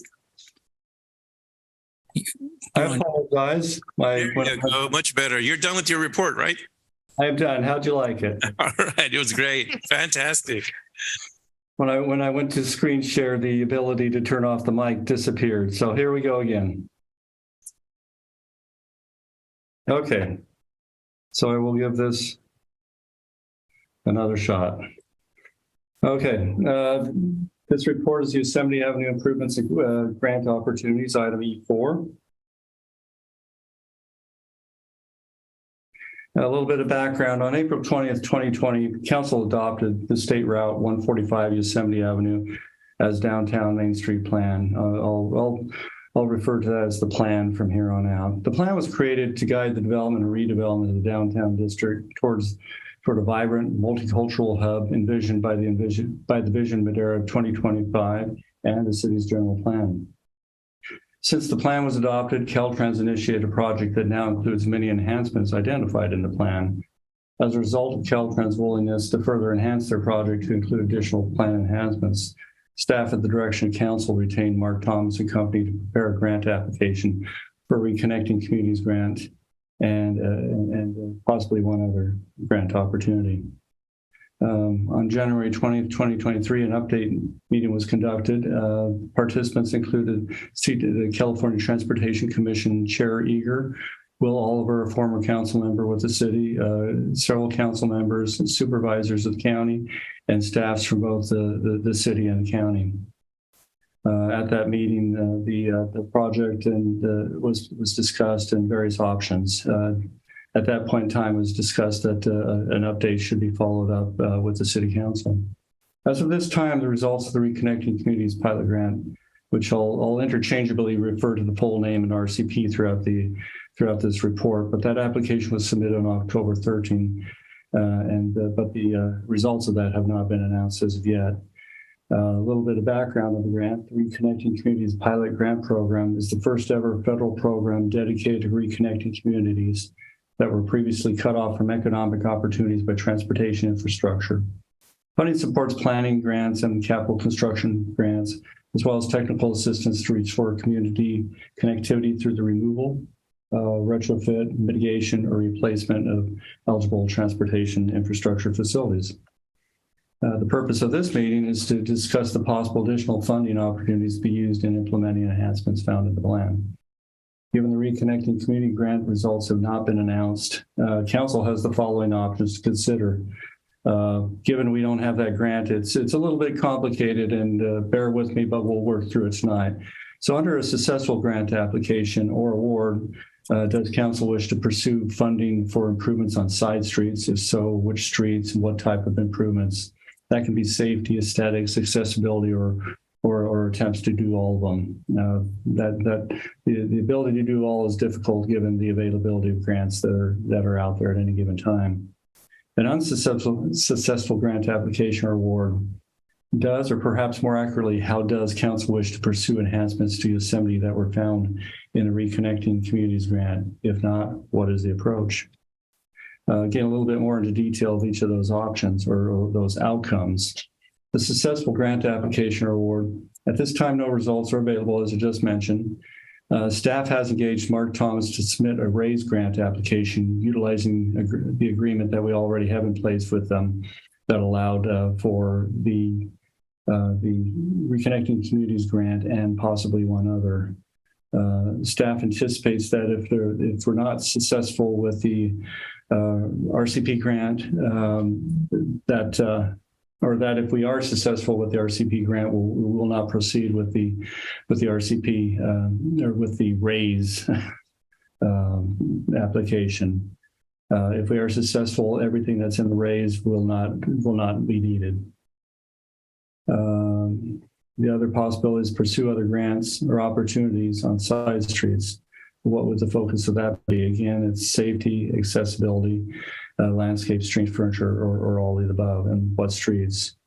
Also, what we'll be looking for to understand is if we're moving forward with other grants on the side street as a result of a successful grant for the Reconnecting Communities, what maximum match value would Council want to provide for those other grant opportunities?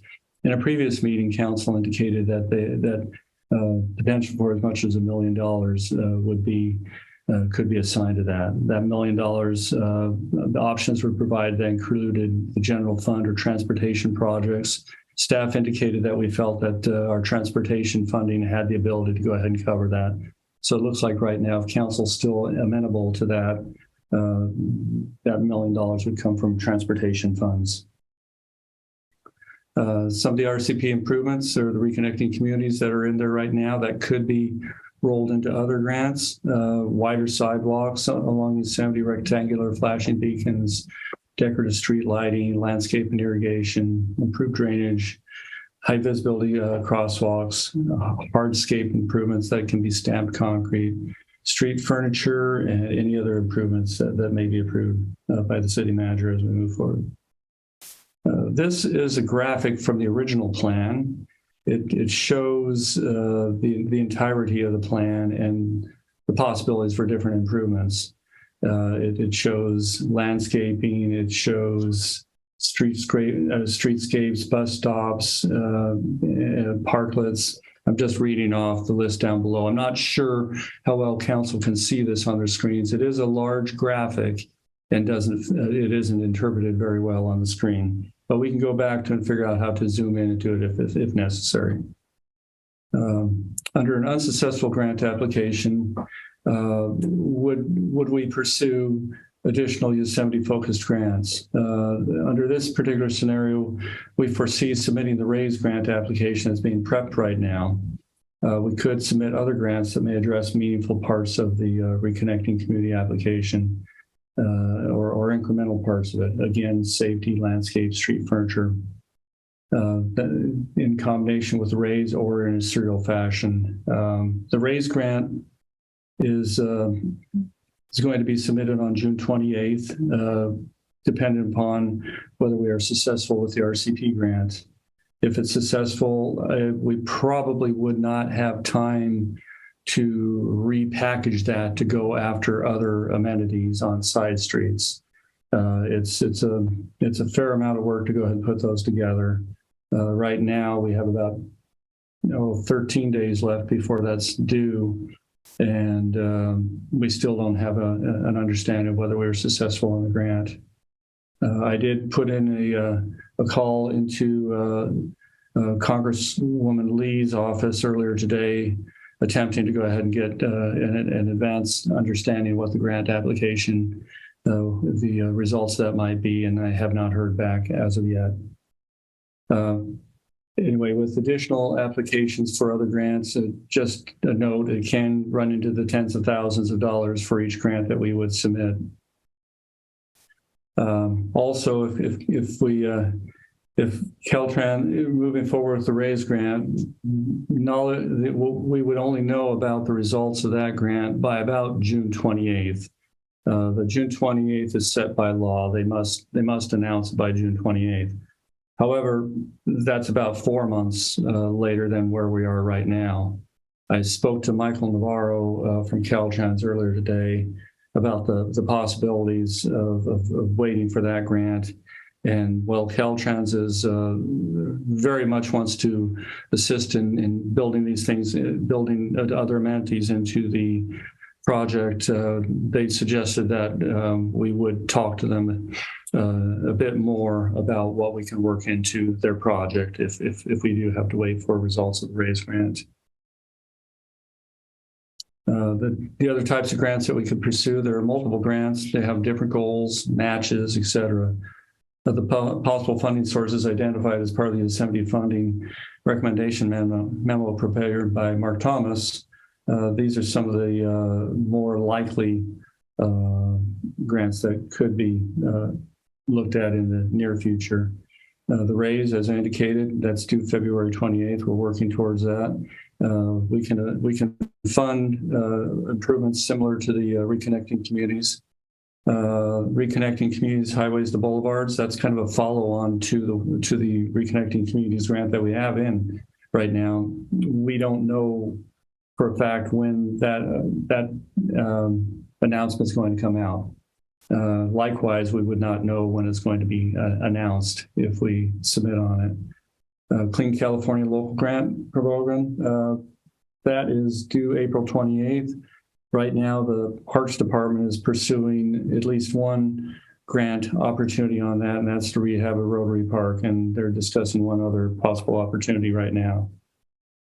And then there's Safe Streets and Roads for All, which is there's a call for that estimated in April 2023, and that would fund multimodal safety improvements. It does need a road safety plan, which we are working on right now internally to this department. This is generally a list of all the grants that were provided in the memo that I just mentioned. There's 2 pages here. Of that memo, most of the items are grants. 2 of the items that I've highlighted in red, those are actually allocated annually. They're not grants. They come straight to the city, and we typically program those for projects through the city council and our capital improvement program. I believe there's a total of 14 different funding sources here. A little bit of a Caltrans project update. The design has essentially been completed. They have moved the design to a civil engineer who is moving into from conceptual or about 30% drawings, moving those drawings up to about a 60%. Recently, we met with Caltrans with regard to the control that would occur at multiple intersections in downtown. And in pursuit of that, they took traffic counts at multiple locations to determine the locations that have not already been slated for traffic circles. They had already determined that they would do traffic circles at C and D, and there was a good likelihood that they would do a traffic circle at Lake. But the A and B streets, side streets, were not, were kind of left unaddressed for a while. They did look at those and found that over time that those would have to be, the movements on those streets would have to be limited. So those are likely going to be what they call three-quarter movements. You would have the east-west through movements on Yosemite, left turns from the main street to the side street. But from the side street, you would be limited to right turn movements. In other words, you would not be able to make a left from the side street onto Yosemite or a through to cross Yosemite. They also, as part of their getting a little bit more detail with their understanding of the roundabouts, have looked at the diagonal parking that was mentioned nearly over a year ago. And the debate is whether they have it back in parking or the drive-in. Council had previously indicated that it didn't seem to support the back-end parking spaces. So that's still yet some further discussion that we have to have with regard to that. The award for the project is still slated for late 2024, with construction beginning likely in spring 2025. Now, a side note, in speaking to Michael Navarro earlier today, they did take various different Caltrans leaders around the region here recently, and they specifically took them to see the downtown Yosemite 145 corridor. And one of the people on that was the head of planning for Caltrans out of their headquarters. And both Caltrans and specifically the head of planning in this case is excited about the project. Tonight's action would be considered discussion relative to presentation and funding source, and provide direction regarding pursuit of grants. And then pretty much the same thing here, provide direction regarding pursuit of grants. With that, I'd be happy to answer any questions or discuss where council would like to go, have staff go on this.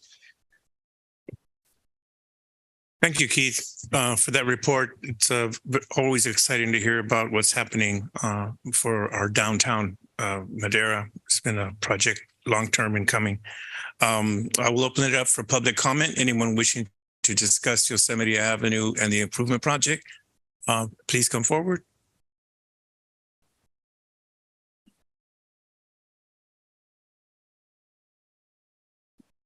Hello again.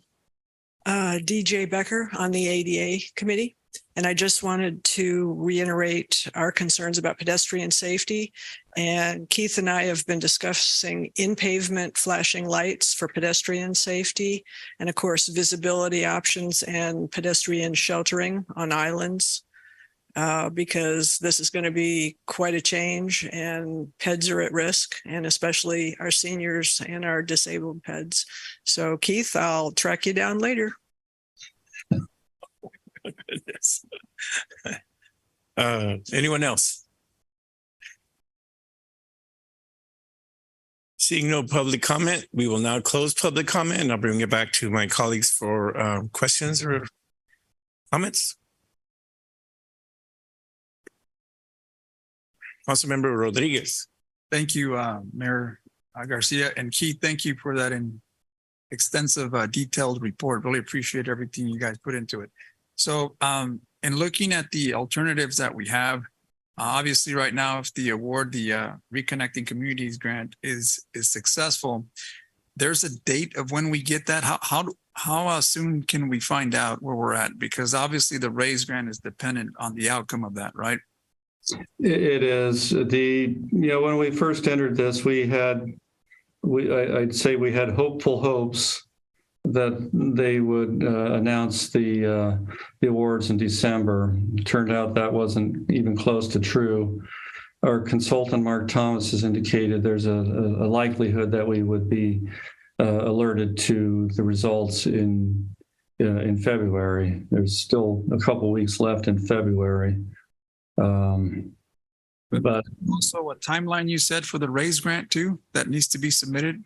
Well, the RAISE grant is February 28th, I believe is what I said.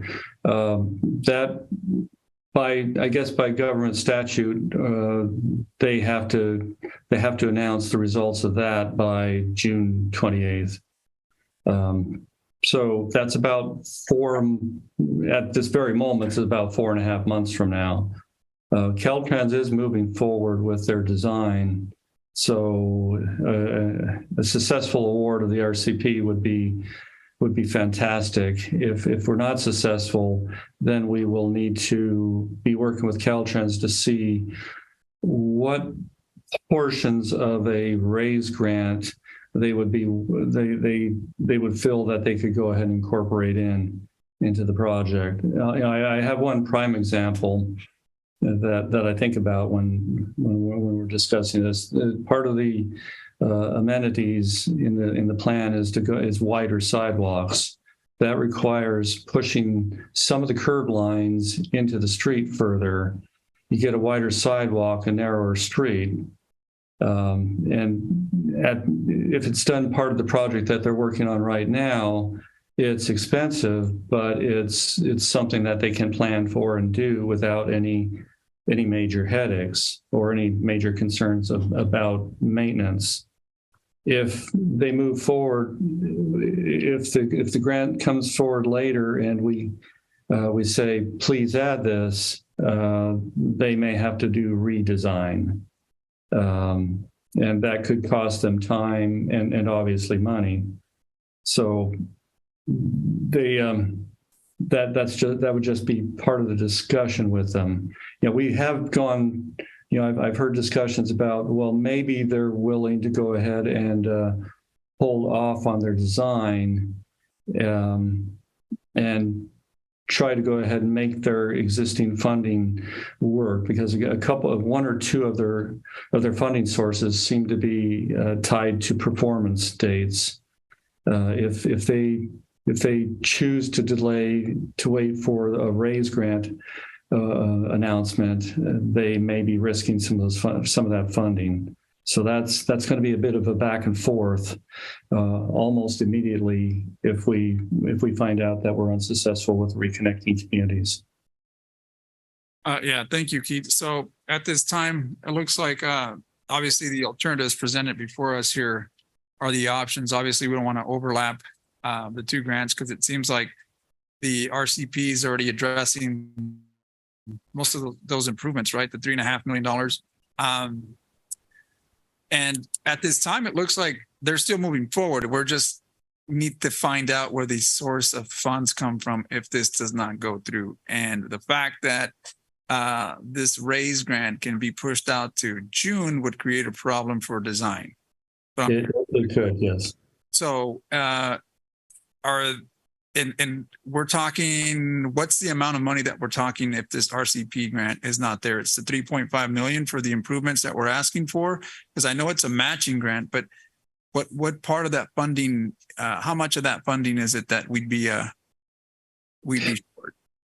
The RCP grant is a total of $10 million. It assumes a $5 million match. So the total value of improvements that Mark Thomas came up with from going through the plan was $3.5 million. The other $1.5 million that would be gained from the RCP would essentially be extra cash that Caltrans could use in whatever way they needed, because the $10 million was for the project, not for the enhancements that we're adding to the project. So I think a simple answer to your question would be $3.5 million may be at risk. If what we could potentially do is try to go ahead and fund, if we're unsuccessful in the RAISE grant, in the RCP grant, we may be able to talk about the specifics that we would like to get in there now. How strongly do we feel about the wider sidewalks? is there a way that we can go ahead and fund those if we're still waiting for the RAISE grant? There are always ways to fund, but there are impacts. If the wider sidewalks is a $500,000 or $1 million, does council want to go ahead and throw $500,000 or $1 million towards that, knowing that that's the difficult one to deal with? Other things such as the street lighting, we could potentially come back and do that if Caltrans is willing to install conduits and stuff like that. We can come back and install the flashers for crossings. We can come back with furniture later, but some things they really need to know what it is during the design, or it can impact schedules. Yeah, and I mean the whole thing. I would hate to shortchange this project only because we kind of find out that we're unsuccessful with the grant. But I understand funding. If we take it from somewhere, it's going to impact a different project or a different fund. Now, there was the $1 million that we talked about, transportation funds. Would that be something we can consider meanwhile to address the issue there if that grant is not successful? I mean, at least to make sure that we continue while we're applying for the additional grants. Yes, since council has elected as I think it was the last meeting to go ahead and say that $1 million could be made available, council has the discretion to go ahead and say that it's available for very specific items.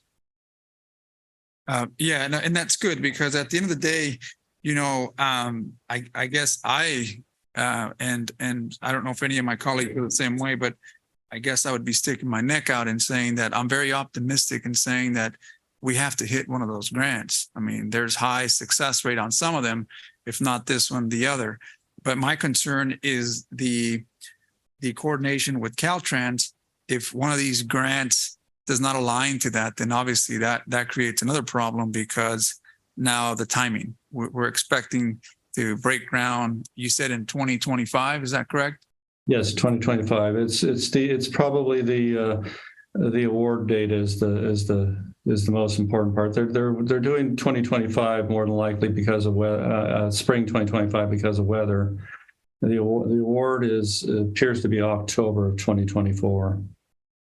I know between the Caltrans and the California Transportation Commission, even the folks that came out to visit and look at the corridor, I think they're really optimistic, and they see that this is a prime example of a pilot that can certainly undergo reconnecting communities. And I would hate for us to, it's just timing is just not the best of time right now, but it's of the essence. And we hope that this grant does come through, because it would really, really allow us to include all the improvements that we have. And if Caltrans would somehow be flexible, if possible, without really losing the opportunity of moving forward on a project like that, I would certainly like us to have that conversation if possible, so that we don't shortchange ourselves in the design and in the amenities that this community came before Mark Thomas, and that's what they engaged for. That's what they wanted. So I want to continue that. At least I do, and I'll speak for myself when I say that. I don't know if the rest of my colleagues feel the same way, but I understand we're put in a hard place here with the timing issue. But thank you again, Keith. I really appreciate that. I know that there's other grants that are available, probably not in relation to Yosemite, but we can also look at those later once this design and project is underway. And that's all I have. Thank you, Mr. Mayor. Thank you, Councilmember Montes. Okay, thank you, Mr. Mayor. I think I agree with Councilmember Rodriguez.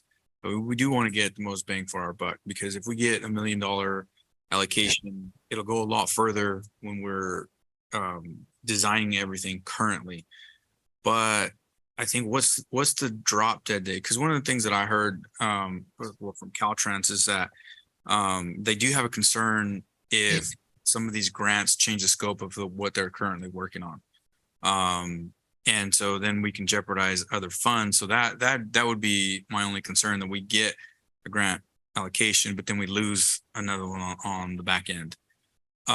What is the drop dead date that we need to know? Is it, I mean, I know you're asking us tonight, but what is like the drop dead date that we would know for sure? I know we're anticipating getting some notifications by the 28th, so about 2 weeks. Or is that when that was my understanding, that we're gonna know about at least one of the grants at the end of February, correct, Pete? Yeah, we're hoping to hear the results of the Reconnecting Communities grant by the end of February. So then, you know, the other grant, I wrote this down, the application was also due. So that the raise is actually due on the 28th. It's due on the 28th. We're gonna do one, and one is going to be due on the exact same date, or no, the results of the Reconnecting Communities is sometime this month. So the raise grant is due. Is due. So you do need to know like now.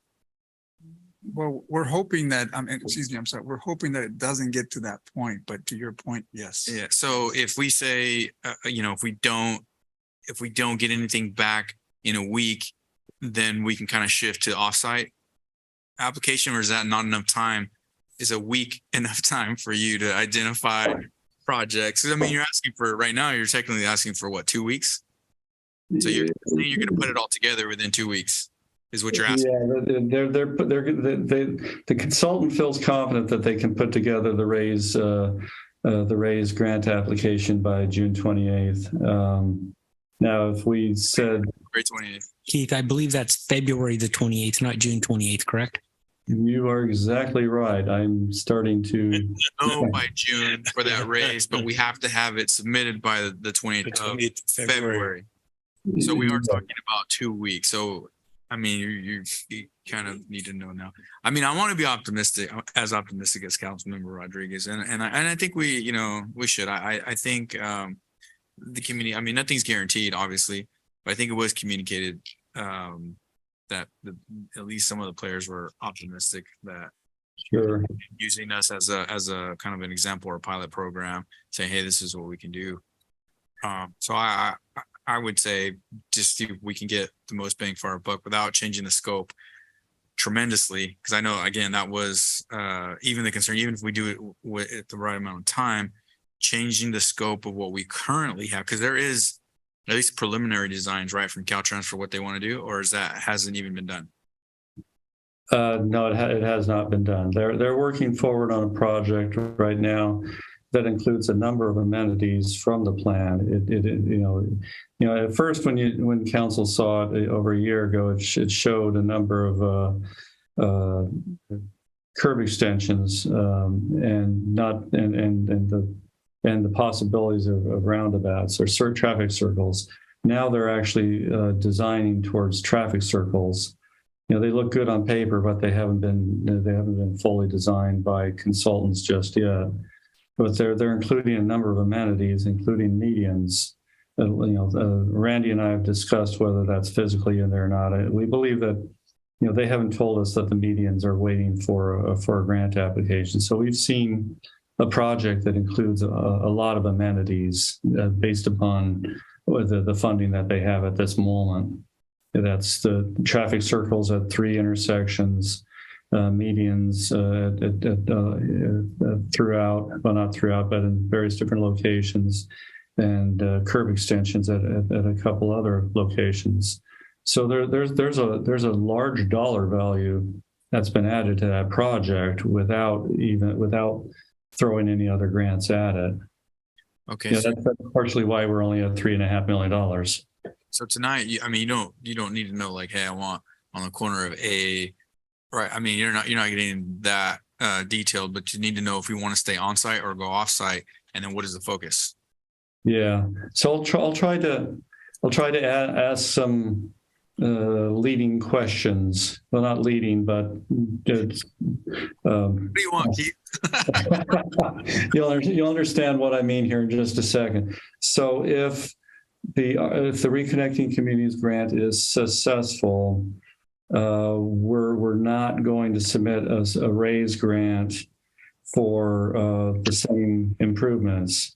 If the consultant would say they could do it, I tend to think they can't do it, but if the consultant said they could shift over to side streets with the raise grant, is there a wish list that council would like to see on the side streets? That's a really tough question to ask and be answered in the midst of a short meeting like this. You might say, build every sidewalk that's missing. You might say, fill in all the missing streetlights. You might say, install the trees that are shown on the conceptual drawings.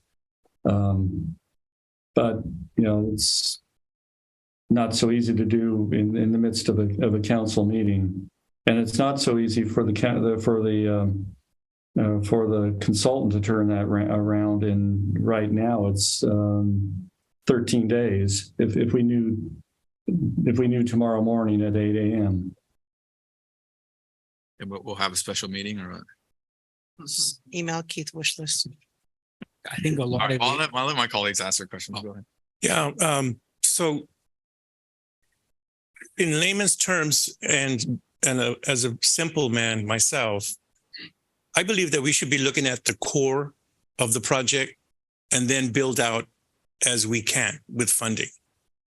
If we deviate from that, then we're taken away from the core. The original concept for the beautification of downtown was beautification of downtown. I would love to do side streets. I'd love to do the alleys, beautify the alleys, because right now the alleys are like New York City at 2 o'clock in the morning with dumpsters and everything else. I'd love to see murals there, lighting. But if that takes away from the core project, I'm concerned with that. I'd love to continue the core project and then build out as we get more funding. I would not want to, personally would not want to take away money from the core project to put to sides. The other question I have is, Keith, you mentioned two words. One was traffic signals and the other one was roundabouts. Is there a difference between the two, or are they the same?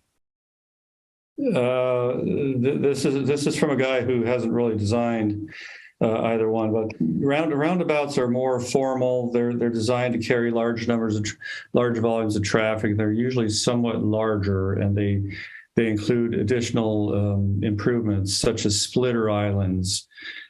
Traffic circles are quite literally, you drop a median down in the middle of the road and you put some striping in to direct the traffic around it. I guess I define it as a difference in magnitude in terms of the improvements associated with it.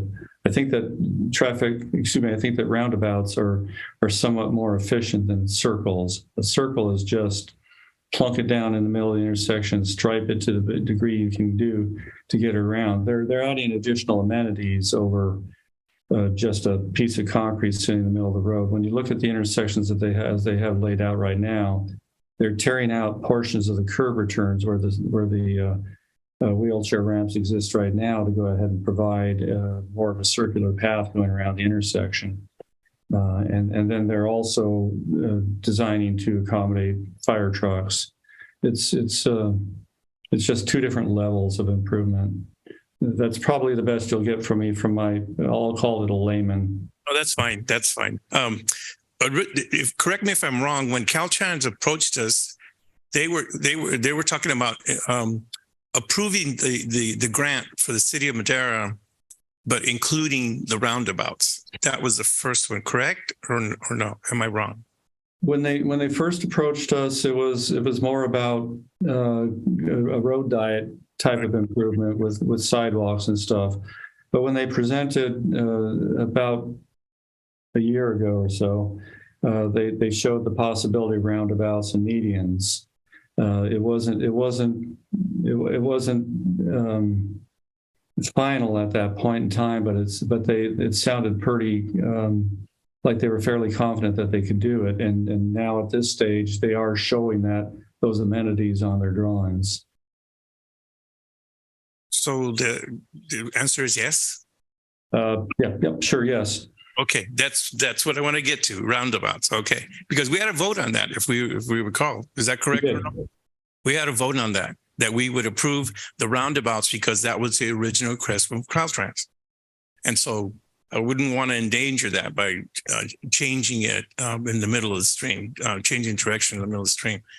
So again, just to finalize my points, I'd love to see wider sidewalks so businesses can put their tables and their chairs and be able to have awnings. That means wider. We're talking about a short distance, right? I mean, we're basically talking from A to D Street, E Street. And so that's what I wanted to say. Maintain the core. As we get more funding, then we could expand off to the other areas. Thank you very much. Thank you, Keith, for those answers. Thank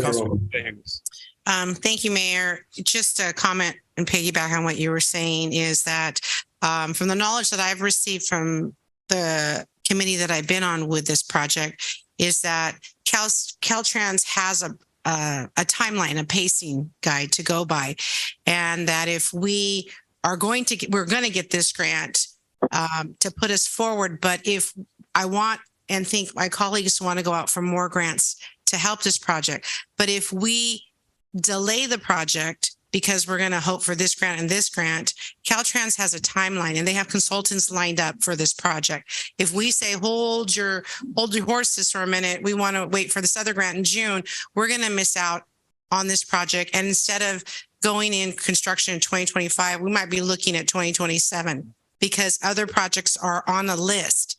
And right now we have the ear of the director. We have the ear of the planning manager. And so I say steer the course. We're going to get our grant and not to be shy about applying for other grants. And if we get those and when we get those, and we will get those, we will cross that bridge when we get there. So those are my comments, Mayor. Thank you. Thank you. Councilmember Rodriguez. Yes, thank you, Mayor Garcia. I just wanted to clarify something here. So when we make any projects such as Caltrans, I know this is many years in the making. I think this is why we had the design process, because once this design process is finalized, coming back to Caltrans and saying, hey, 5 years down the road, we got additional funds. We'd like for you to expand on that now. That may never happen. So we have a great opportunity. There's a lot of vibe, good energy behind this. This RCP grant is what I think is going to carry this project forward. I'm very optimistic. I think there's a lot of people that are behind this and want to see this go. Director of Caltrans had also noted that we should go for any grants available. I know it's harder on Caltrans, but the other grants that are available, I think those are not aligned with this project. Those are for offsite improvements that we can have, especially for the California's version of the RCP, highways to boulevard. I think that's something we can apply for that can certainly complement this project in future years. Is that correct there, Keith? I don't think that one specifically relates to this current Caltrans projects, but we can certainly make it a point to where we can make a lot of offsite improvements. Well, yeah, the highways to boulevards is first off, it does require that Caltrans be the lead agency on it. They would write the grant, yes, but I mean, meaning that it wouldn't be part of this specific project. I think the item before us is not to overlap the RCP with the current RAISE grant that's out there. That's what's out before us. I wouldn't jeopardize that because we have enough funding to do so. But in future, assuming that we get the RCP from the Fed and we apply for the other one, I don't think that would hurt the project in any way if Caltrans would write for it. I mean, they would write the grant for it, and we can certainly take advantage of that grant as well. We could, but I'm not sure. Let's talk a little bit more about if if we get the RCP grant, going after the highways to boulevards, there may again be nothing left to go for unless you want to expand the limits into other areas of the highway along Yosemite, because most of those improvements would be done. If we were unsuccessful with the RCP grant and we went after the highways to boulevards, that would almost certainly be after the fact with the Caltrans project. And it would mean that they would be constructing improvements within their right of way after other improvements have been constructed. There's a chance that they might say no to some of those improvements. And I keep bringing up the wider sidewalk, primarily because it represents a fairly good example. If we did that after they put a brand new pavement down, and we said we want to move the curb and gutter into the road, that typically comes with a saw cut of the existing pavement. In essence, you have marred their brand new roadway, and it also introduces an area in which water can be introduced to the base below.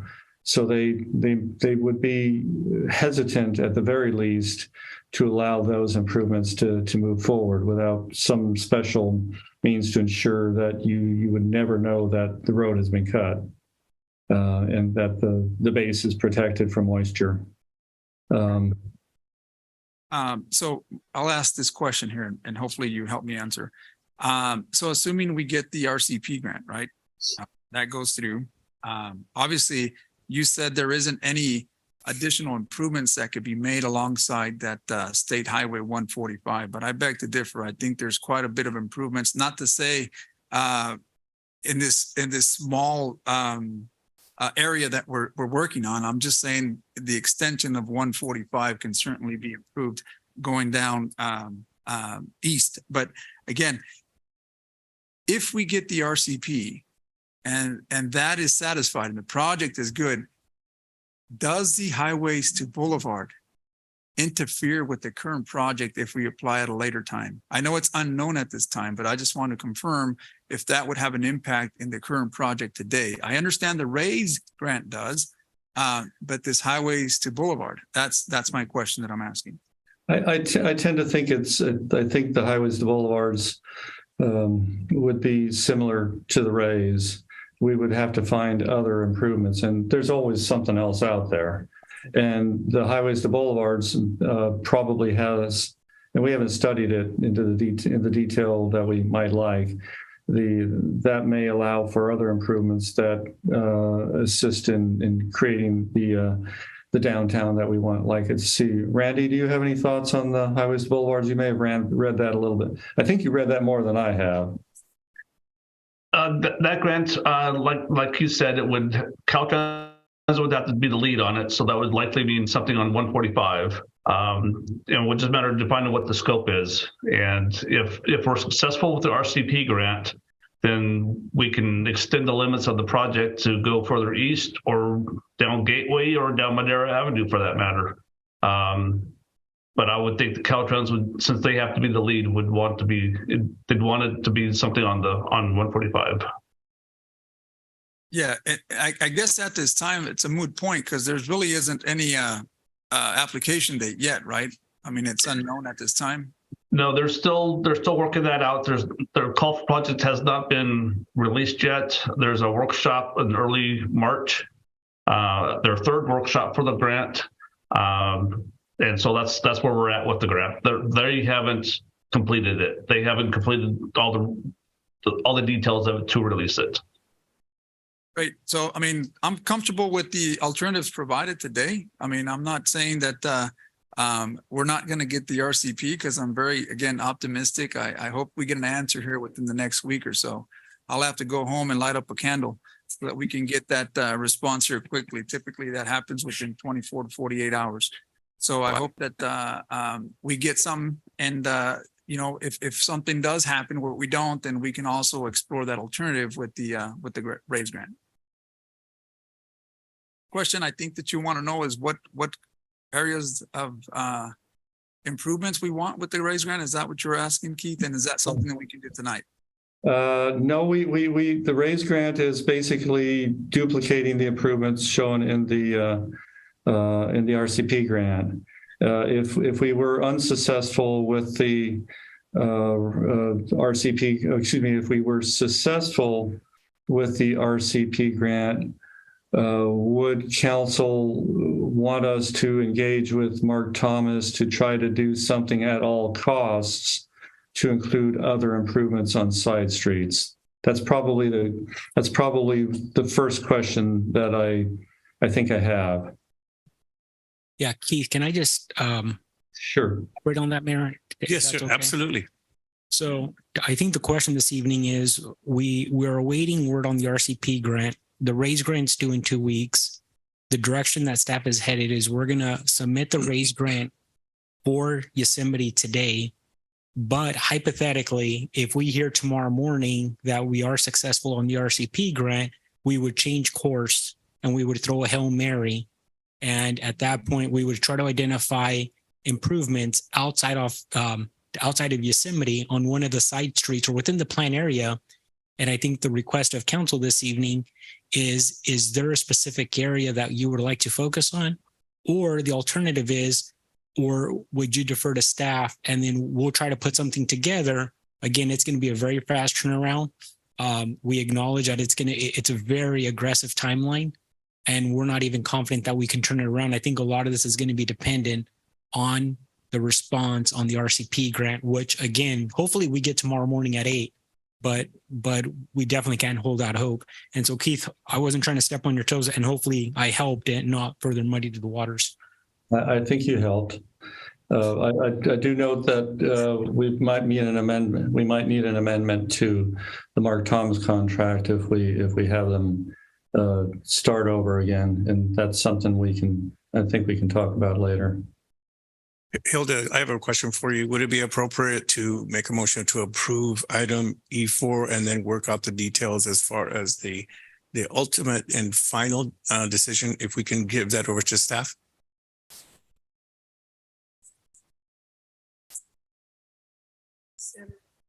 Various alternatives and approaches. So it would be appropriate for you to defer to staff based on the grants that council members have made. Then the grants also. The Hail Mary reference was to the Philly game, or is that something different?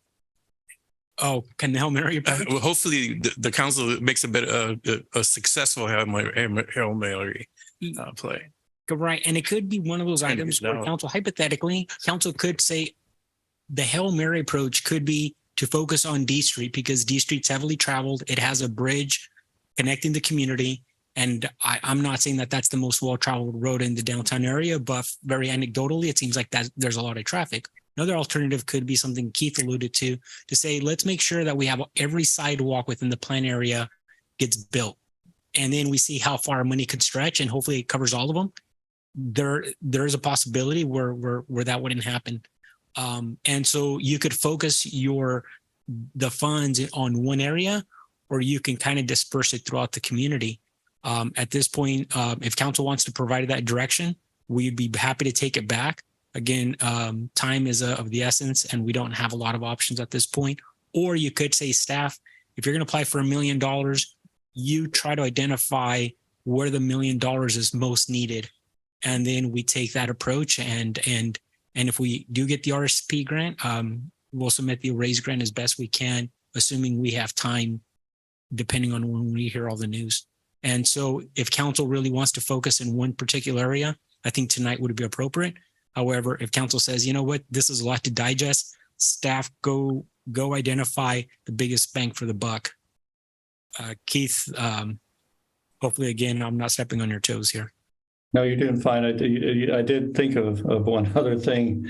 If we are unsuccessful, the $1 million that we might use on a match, council may want to redirect it to something on Yosemite that maybe won't get done without telling Caltrans, here's $1 million, do this one thing or these two things. But we'd have to identify those one or two things tonight. Not tonight. No, I'm just right now. That might be an option that if we don't get it, we'll engage with Caltrans and ask them, you know, what's in the grant, Caltrans, that we didn't get? What are the things that are problematic for you to wait for or to build into the street at a later date?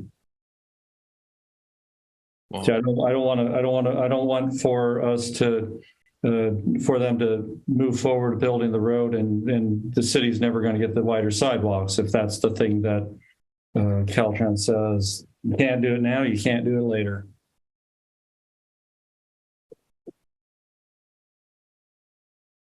If that makes sense.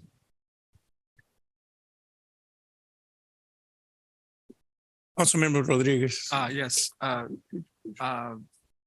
Pete and Arnoldo, maybe you guys can help me answer this here, but assuming that the RCP will not go through, could the RAISE grant supplement all the improvements that were covered under the RCP with the Mark Thomas project? And if so, are you asking for direction to follow that suit if this doesn't happen and add additional improvements?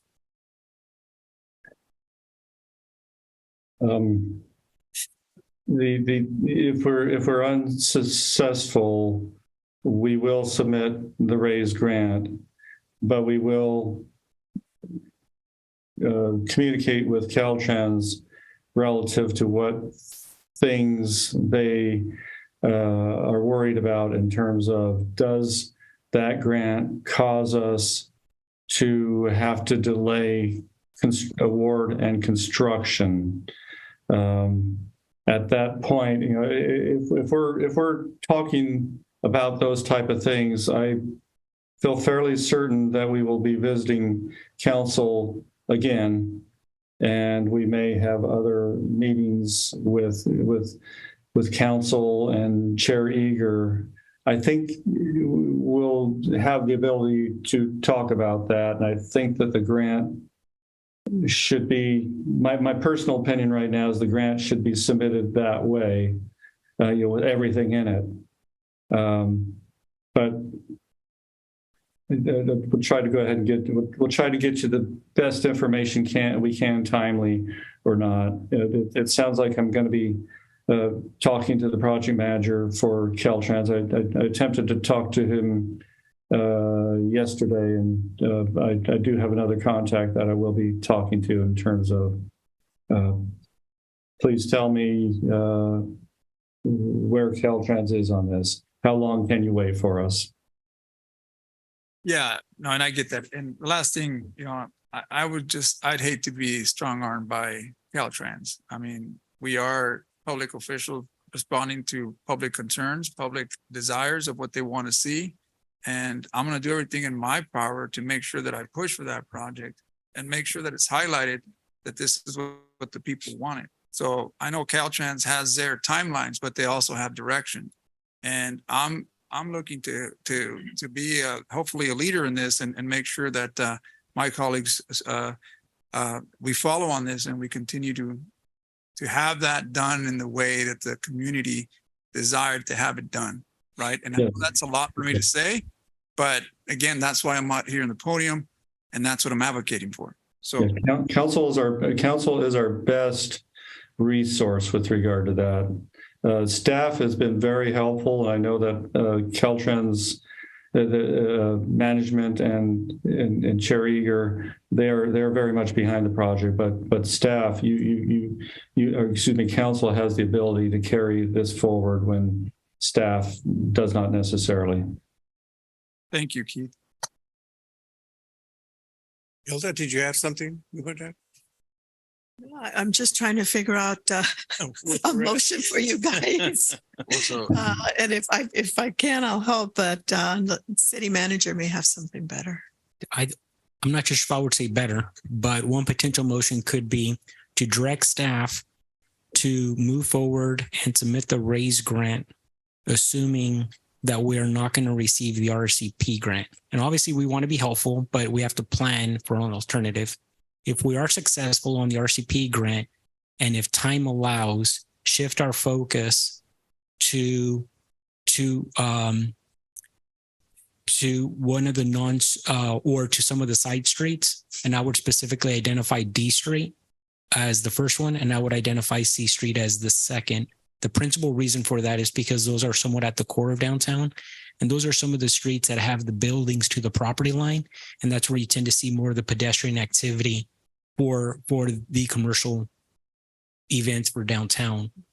And $1 million sounds like a lot of money, and it is, but sometimes you can talk about offsite improvements. The money doesn't go very far at times, and I think this could be a potential opportunity for us. Obviously, I'm hopeful that we're going to receive the RCP grant, but at the same time, I think we have to plan for a potential alternative. And Keith, hopefully that sounds reasonable. I'm not too sure if that's wishful thinking or if there's an easier approach depending on the timing. Another alternative, so to add to that, so that's item 1 and 2, I would say item 3, if we hear about the RCP grant at the 11th hour to allow us to pivot from D Street and C Street to hypothetically sidewalks, because sidewalks could be a potential easier grant application to put together at the 11th hour.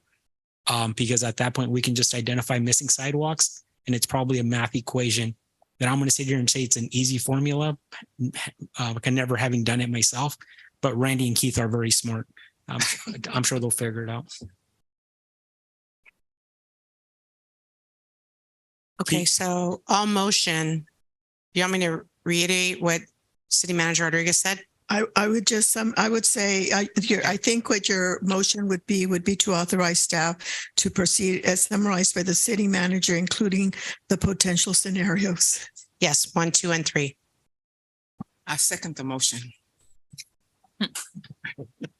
Back by your directions. There. Good. Is there a second? Yes. Motion by Councilwoman Gallegos to in favor of E4, second by Councilwoman Evans. All those in favor say aye. Aye. Any opposed? Motion passes. All right. Thank you very much, Keith. Thank you. We put you in the spot quite a bit, but no worries. Moving on to item E5, update on video conferencing on Brown Act meetings of City Council and City Boards, Commissions, and Committees. Helda, you have this item, huh?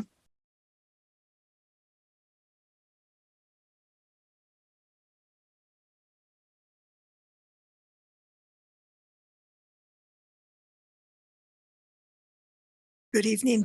I like to see you from here. I can see you a lot better.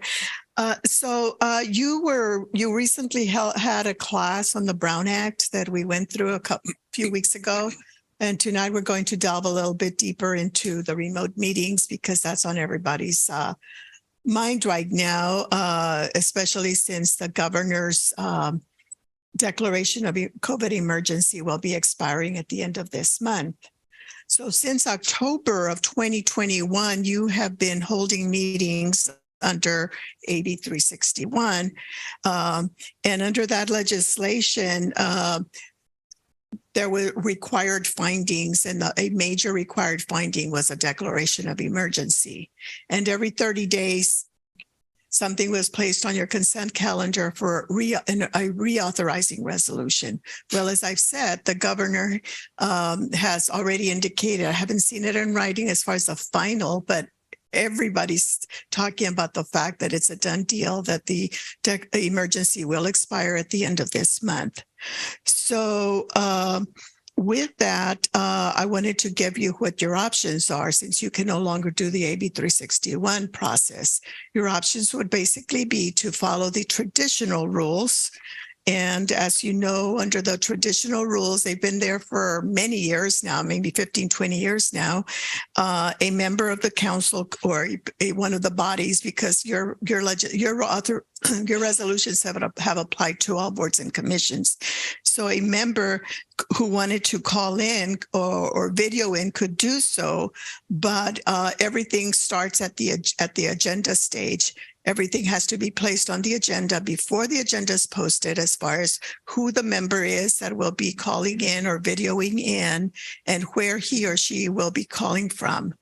And so that has to be on the agenda, and the place where the person is calling from or video conferencing in from has to be accessible to the public. And members of the public, can, like I said, can attend and have an opportunity to speak from that location, not just at the council meeting or on the phone. And so, and finally, under that on those traditional rules, at least a quorum of the council or of the particular body would have to be in the city of Madera. So what are the alternatives now? You can continue to proceed that way. And for those of you who have been on boards and commissions, the council, that traditional rule worked for years. It has worked. And even since COVID, at the beginning, some of you were using that rule. The alternative is under AB 2449. And that has been described as a very complex legislation. And it's been described as an alternative that may not be as practical. The reason for that is that it has lots of detail as to how a member can video conference in or call in. And so let me give you the summary there. So first of all, like the traditional rules, a quorum would have to be present at the single physical location at City Hall. And there's two instances where a member could call in. I'm just going to use call in to teleconference in as well. Just cause, which would be necessary caregiving to a child, parent, grandparent, grandchild, sibling, spouse, or domestic partner, having a contagious disease, having a physical or mental disability that cannot be accommodated, or traveling on official business of the city or another state or local agency. And that option can only be used twice in a whole year. The second option would be for emergency circumstances. And that definition is a means of physical or family medical emergency that prevents a member from attending in person. And so those are the reasons. It can't just be for, convenience or you're out of town. It has to be based on these two reasons. And as with AB 361, the city would have to provide a two-way audiovisual platform or two-way telephone service and a live webcasting. You and your city already do the live webcasting. You've done that for many years now.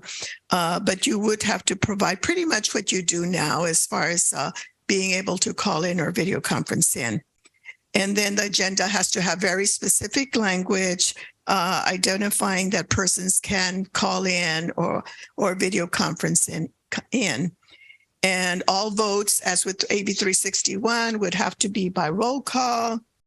And as with AB 361, if there is a disruption in the meeting regarding the internet service or audio or video, the council must suspend the meeting and take no further action, and many times terminate the meeting. I don't remember that we had that happen here, but I can tell you it happened with many of my other clients where 2 or 3 times there were a variety of issues and the meeting had to be stopped, and that can be very, very disruptive.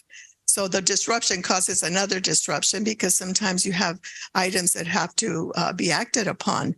So keep that in mind as we talk about alternatives. So one of the things that can be done as far as that's different about AB 2449 is that with respect to an emergency, the option is to have the council members let the city clerk know before the agenda is posted, and then it would be posted as required by this law. But this also has like a different rule that if for some reason that couldn't happen before the agenda was posted, the member can ask the counsel if he or she can call in at the beginning of the meeting. And that can be, to me, that might be difficult to implement. I'm just thinking through, and I haven't really, I've considered more issues than not, because, you know, that's what I do as a lawyer, right? And the other concern I have is that, like with AB 24, with the others, like with the traditional rule, you know, when the agenda is posted, what's going to happen. With this, if the agenda is not posted and somebody's called in, then how do members of the public know that they can now call in because somebody has an emergency? And those are little things that I think are going to be discussed a lot among city attorneys, county council for the next few weeks while we sort this out. But that's something to consider with AB 249. The other thing that's come up, say you say, okay, well, we're not going to do AB 361 anymore. We're going to do traditional. And once Hilda advises how we can do 2449 on a case-by-case basis, we would do AB 2449 on a case-by-case basis. However, in some jurisdictions, there's been a question as far as, well, can we just say no more anything except traditional? We'll just stick with the traditional rules. However, to accommodate members of the public, let's allow members of the public to call in or video conference in. And that's a really good thing to consider as far as participation and having members of the public being able to participate in a meeting. However, the flip side of that, even without the other laws, the flip side of that is that if you do have a disruption, internet goes down, you can't hear, you can't see, they can't hear, they can't see, then you would have to suspend your meeting or terminate your meeting. So regardless of what you do, once you're in that video mode or conference mode where people can call in, if there's a problem, then you have to call off the meeting. Another alternative that some cities might consider is saving that option, because it is a good option if you didn't have the penalty. Saving that option for really big hearings, like say when you approve your budget, or say your general plan's coming up, or your housing elements coming up in a few months or a year. That would be an opportunity to say, okay, we're going to open it up because this is a really big issue for our community. And so you could do it on an ad hoc basis. Then the final question that's usually asked is, what about staff and consultants? Staff and consultants are not members of the public, so you could have staff and consultants continue to video conference in or call in. That's an efficient process to undertake. In the past, your consultants would charge you for travel and mileage and per diem and all those things when they came to your meetings, like your auditor was on earlier. And now you don't have that. So it's been a good tool. So that's another thing that you might want to have your staff consider, as far as continuing to have just staff and consultants participate by Zoom. And that's pretty much a summary. I'm here to answer any questions, but it's interesting. And I think Arnoldo and I were talking earlier, and just with, I think that there might be more refinements to this AB 2449, because people did get used to AB 361, and they're going to find that AB 2449 is very difficult to implement. So there might be more legislative responses to that. Thank you. You will be answering, or you will get some questions. Okay. I don't know if you want to stay there, or if you want to come back and sit down. It'd probably be best if you sat down. Yes, we have members of the public wishing to comment on this item. Still DJ Becker. I've come before the council before regarding video conferencing on behalf of the ADA Council. Wendy Silva and I have been discussing this. We've recently discussed it on the ADA Council. It's a convenience, but for seniors and members of the disability community, it's a lifeline.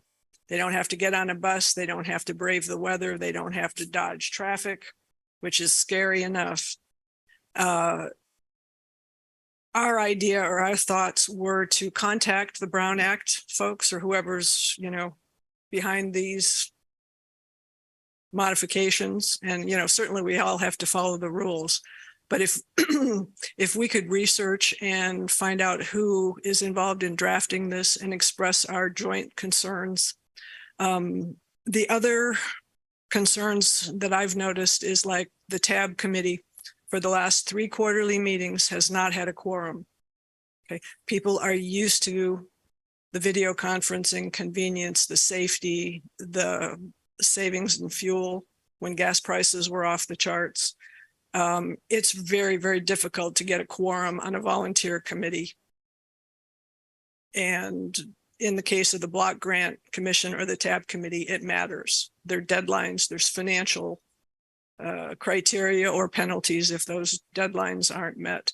So Hilda, if it's okay, I'd like to explore who we could just raise our concerns with on the behalf of the ADA Council and, register our concerns. Because if you don't ask, if you don't point out the issues and your preferences, you don't get change.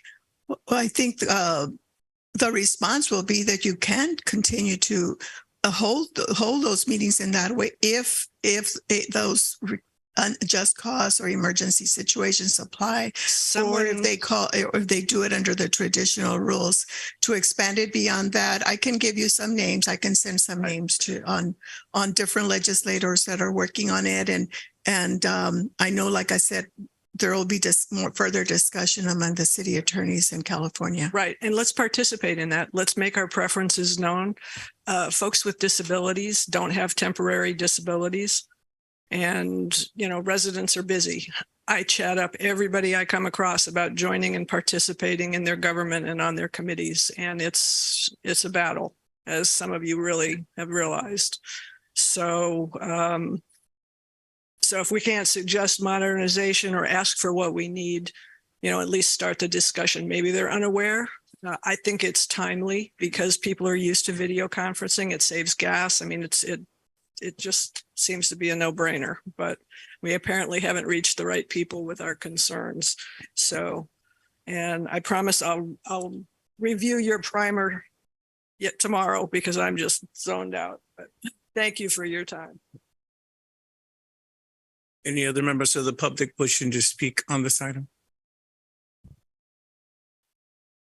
Then we will close public comment. I didn't get to see who was first, whether it's Mr. Rodriguez or, okay, Mr. Councilmember Rodriguez. No, it was I pressed it after you. Okay, thank you.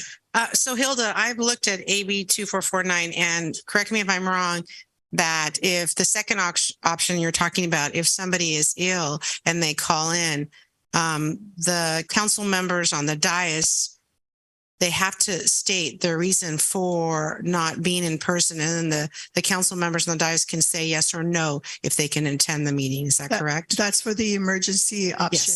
Yes. Okay, thank you. And then one other thing I forgot to mention is if we're under either option, when they're calling, if they're calling in, they have to identify any person that's over the age of 18 who's in the room where they're calling from. Yeah, thank you. Councilmember Rodriguez. Yes, thank you.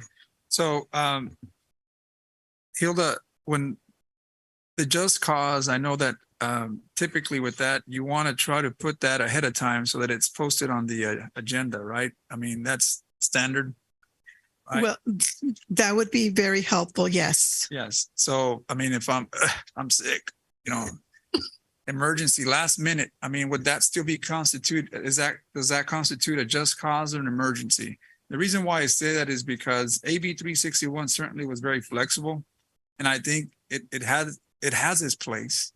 And to some extent, I think this AB 2449 also has its place. I like the flexibility of it, but like you said, there's a lot of vagueness in the language that could potentially create some issues when it comes to like the emergency and just cause. So one of the things that you did highlight is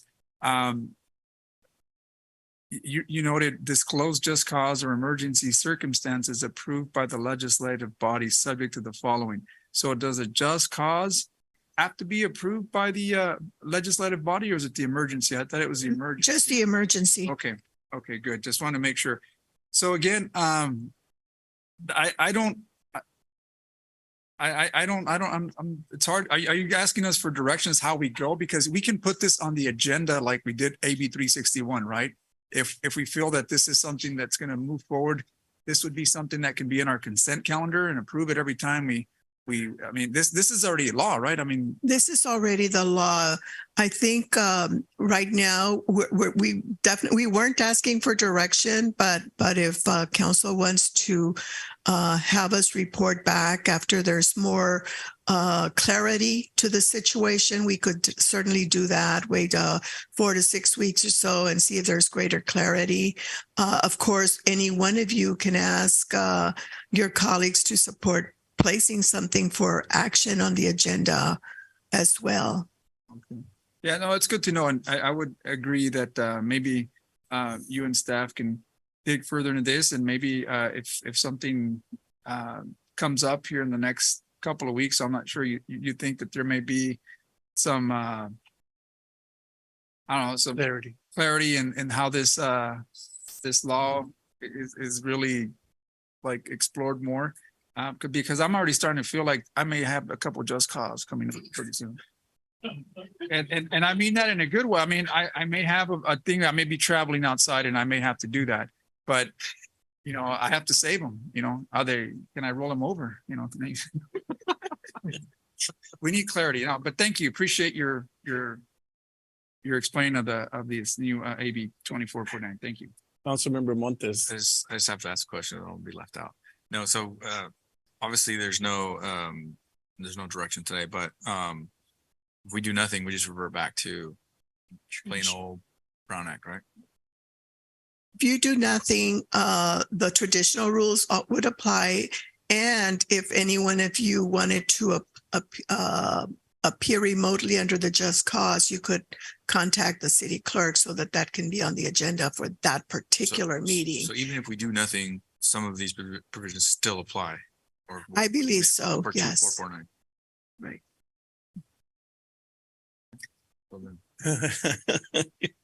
There you go. 2 more questions. Councilwoman Evans. So now with the old Brown Act, it means that if we are ill or we do call in, that our address, everything will be posted as to a while back, we ended up having to do that when there were a number of us that were ill or whatever. So we would have to post that. That would give the option of the public being able to come to our homes and sit in with the meeting at that point in time, right? Right. And they have that option. And from a practical standpoint, it really doesn't happen that much, but I have had it happen. I think I mentioned when I did the training, some examples of where it does happen, where people do show up. But generally, yeah, that would be what one might consider a downside. Yes. Front porch. Yes. So we could have it put back on the agenda and revisit it later then? We could, if a majority of you would want to direct us to come back in a few weeks, and we can do that and give you an update. And if we feel there's action that's necessary, we can present that. Okay, thank you. Councilwoman Gallegos.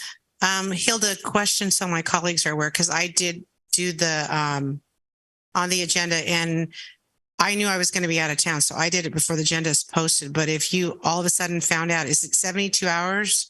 You have to let you know to do an amendment for the agenda?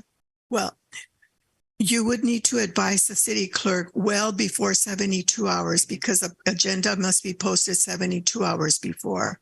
So it has to, generally that's more because by that time, the agenda is already written up and everything. And so right at the very top, that's where you would indicate council member so-and-so will be calling in from XYZ. Perfect. Thank you. Councilmember Rodriguez. Yes, thank you. Hilda, one last question, just for clarity.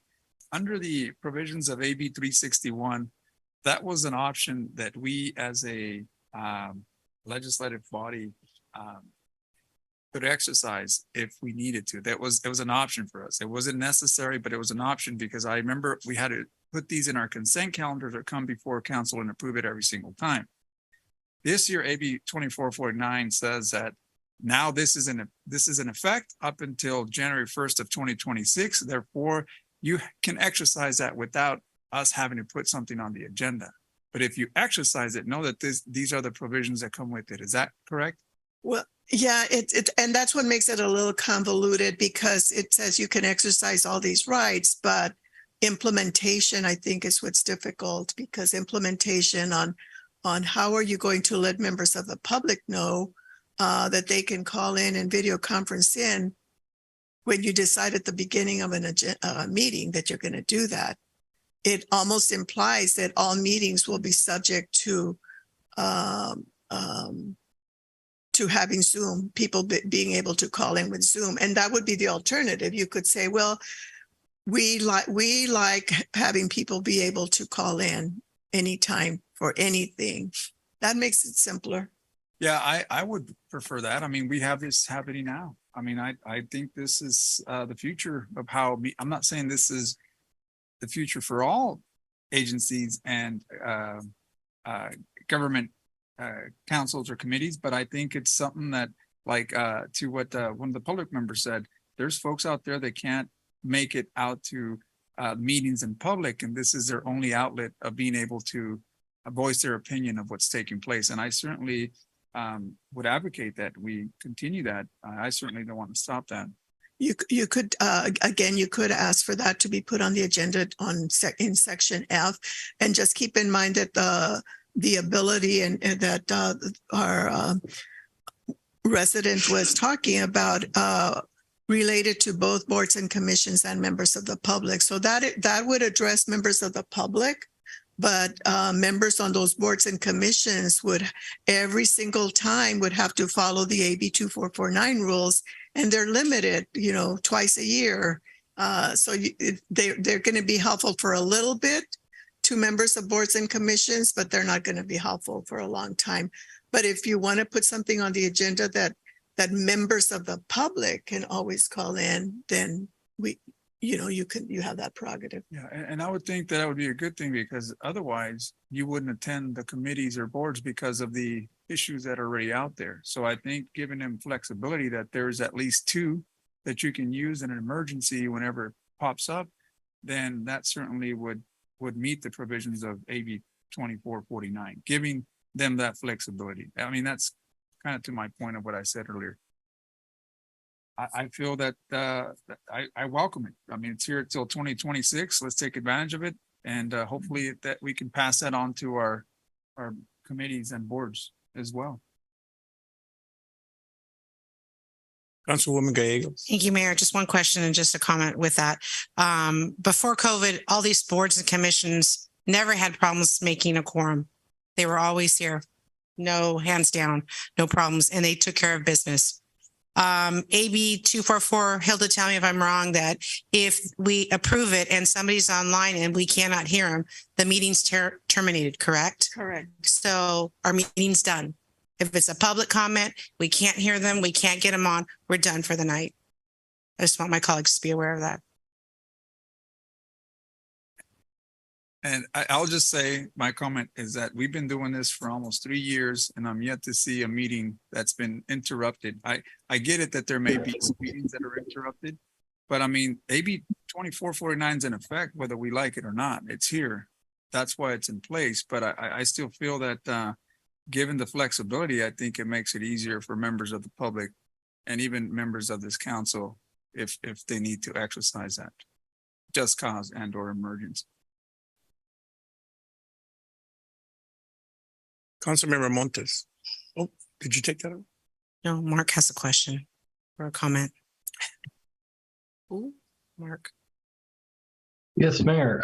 I have a question in regards to what Hilda was saying about not being able to hear. If somebody calls in and it's their communication equipment that's faulty and not our meeting, does that still come into play? No, Okay. it has to be the fault of the city. Okay. Okay. Big difference. I don't want to draw this out, but I have a lot of colleagues in our legislature, and this whole issue started being convoluted a long time ago as to how this was going to happen. I'd like to see things either or a hybrid, but a hybrid that works. This to me doesn't work. As soon as you do it twice, boom, you're out. So it puts so many, I mean, who would want to have someone come over to their house? I don't. You know, come to their house for the meeting, posting your address. That's ridiculous. But this is what we have with our legislature having to create this problem. I would like to see us be able to continue, but I'm not in the legislature. This whole thing is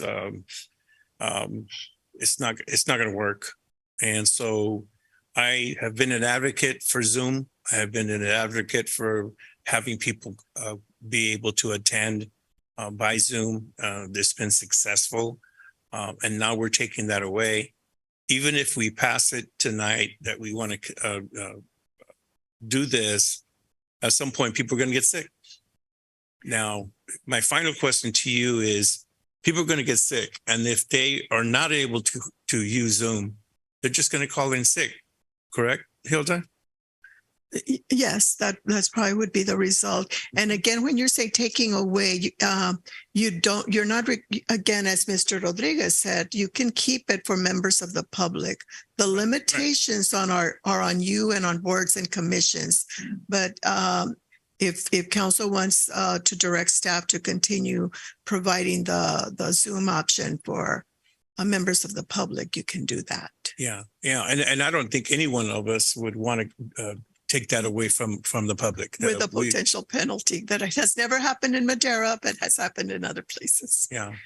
But again, if it's our fault, if it's the city's fault, right, then yes, that scenario would go into play. But typically what happens is that we encourage people to participate by Zoom, whether they want to or not. But I mean, I don't think any of us would want to take that away from them. So I'm looking for a motion at some point. But Councilwoman Evans. So basically what you're saying is that for us on council, that we are only allowed 2 times a year in the event that we're sick and catch COVID overnight and can't get on council. We're only allowed twice, right? Well, for if it's for you can't use it for more than 3 consecutive months, or 20% if it's for an emergency. But so it's limited in time, yes. Okay. Then I guess I can't get sick then. Councilmember Rodriguez. Yeah, I'll just finish up with this. I heard comments twice already here in regards to having to post where your location. This under AB, the agency need not to identify the location of each which member is teleconference if you have a quorum. So if we have a quorum here and someone's out on a just cause, then you don't have to provide your location and lobby and all that. It's only for the traditional. That's on a traditional. So just want to make sure that we're cleared that if I want to present a just cause, I don't have to tell you that I'm in Hawaii or anywhere else because I'm unavailable. I'm on a business trip according to the definition, right? But that's what I'm trying to get at is that's correct, right, Hilda? I thought you still had to tell where you're at, why you're not coming. Not for 2449. Okay. Oh, okay. Okay. Did I hear a motion? Well, I wasn't making a motion. I was just clarifying because I've heard comments in that, you know, you have to identify the location and that's not the case. As long as you meet that provision there, I think you're good. I'll give direction. I don't think it's a motion that we let it roll back into the Brown Act where it's always been, but revisit AB 2449 when we have more information where it's a little bit more clear, and allow our public to still zoom in with questions and comments. Okay. So you want the members of the public to continue to have the option to call in or video conference in, and then everything else will just wait. And place it on the agenda for more information to come. Right. Get more clarification. Second that, if that's what you need to.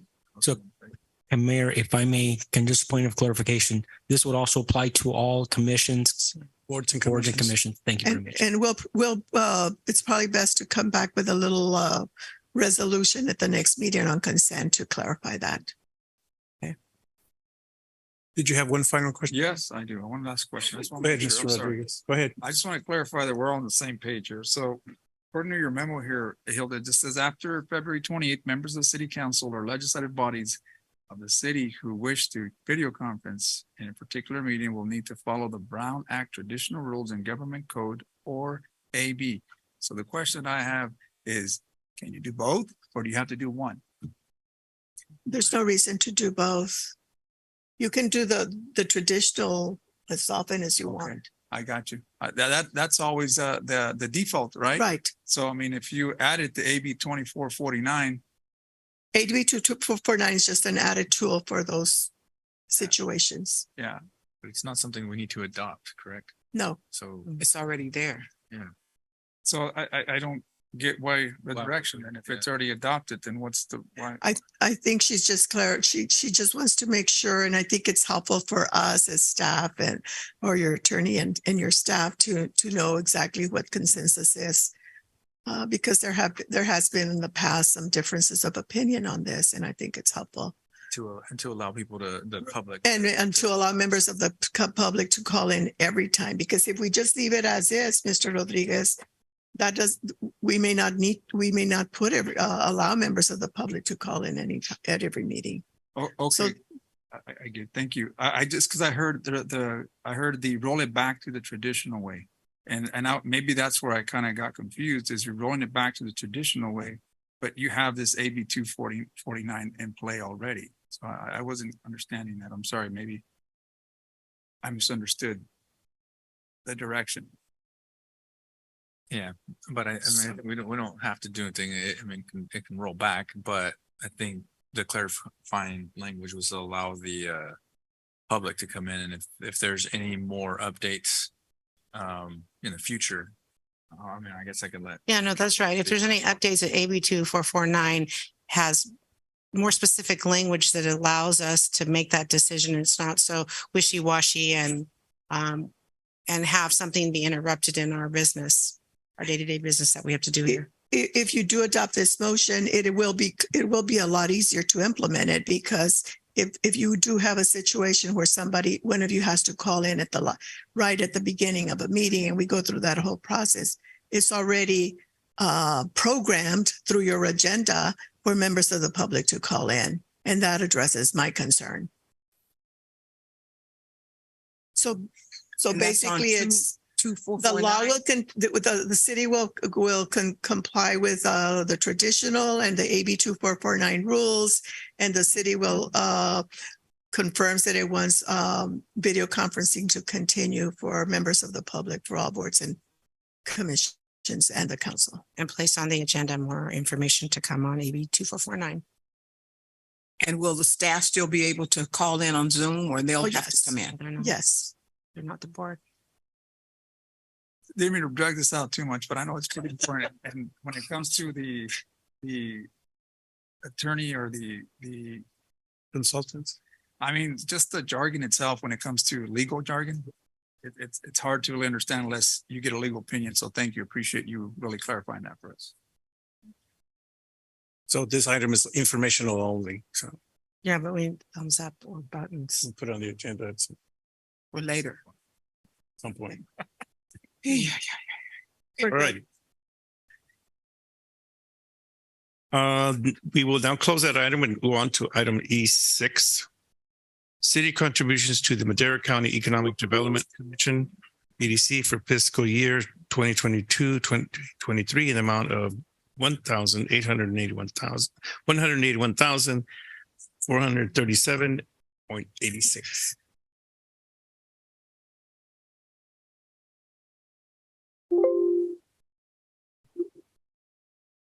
We have a presentation by Darren Rose, EDC Executive Director.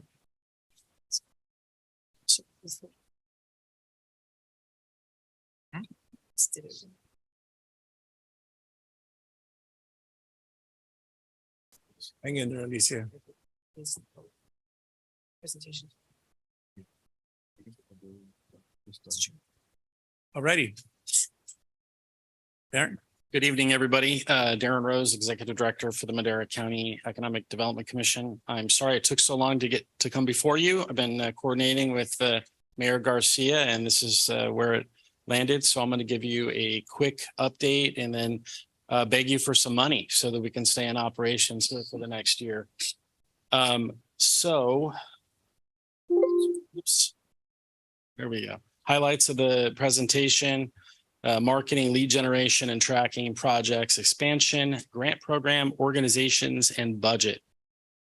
So on our marketing side, we do a monthly electronic newsletter we have over 1,200 subscribers, and that's everything from elected officials to site selectors, commercial real estate brokers, and what have you.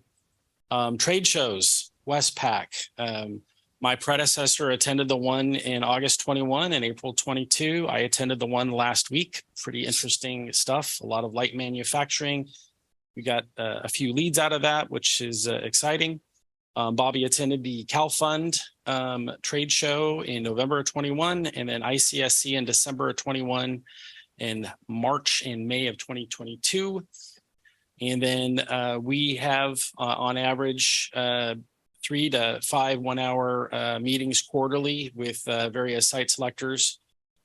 We had one earlier today with a group out of Tempe, Arizona, promoting our region. We do that through the Central Valley EDC, and we all make our pitches for our respective counties and EDCs. Oops, wrong way. Sorry, guys. We are now back to in person, which is great. SOIR, which we're organization, associate membership with them, the Northern California SIOR chapter. Bobby went on the Dallas marketing mission, Atlanta Greenville marketing mission, Bay Area marketing mission, and SoCal marketing mission. Lead generation and tracking. So our website is the #1 lead generator. And as I was telling an interested party earlier tonight, we're going to be in the process of updating our website. I have a marketing and PR background, and that's one of the first things that I saw that I would like to get upgraded, because we got to market, the city of Madera, we got to market the county, we got to market Chowchilla, the other members of our JPA, super important. So we're going to be doing an RFP process pretty soon. You guys will see that come out. And so, I've been working to raise the money privately to help fund that, because I want to do a first-class website that we promote y'all the correct way.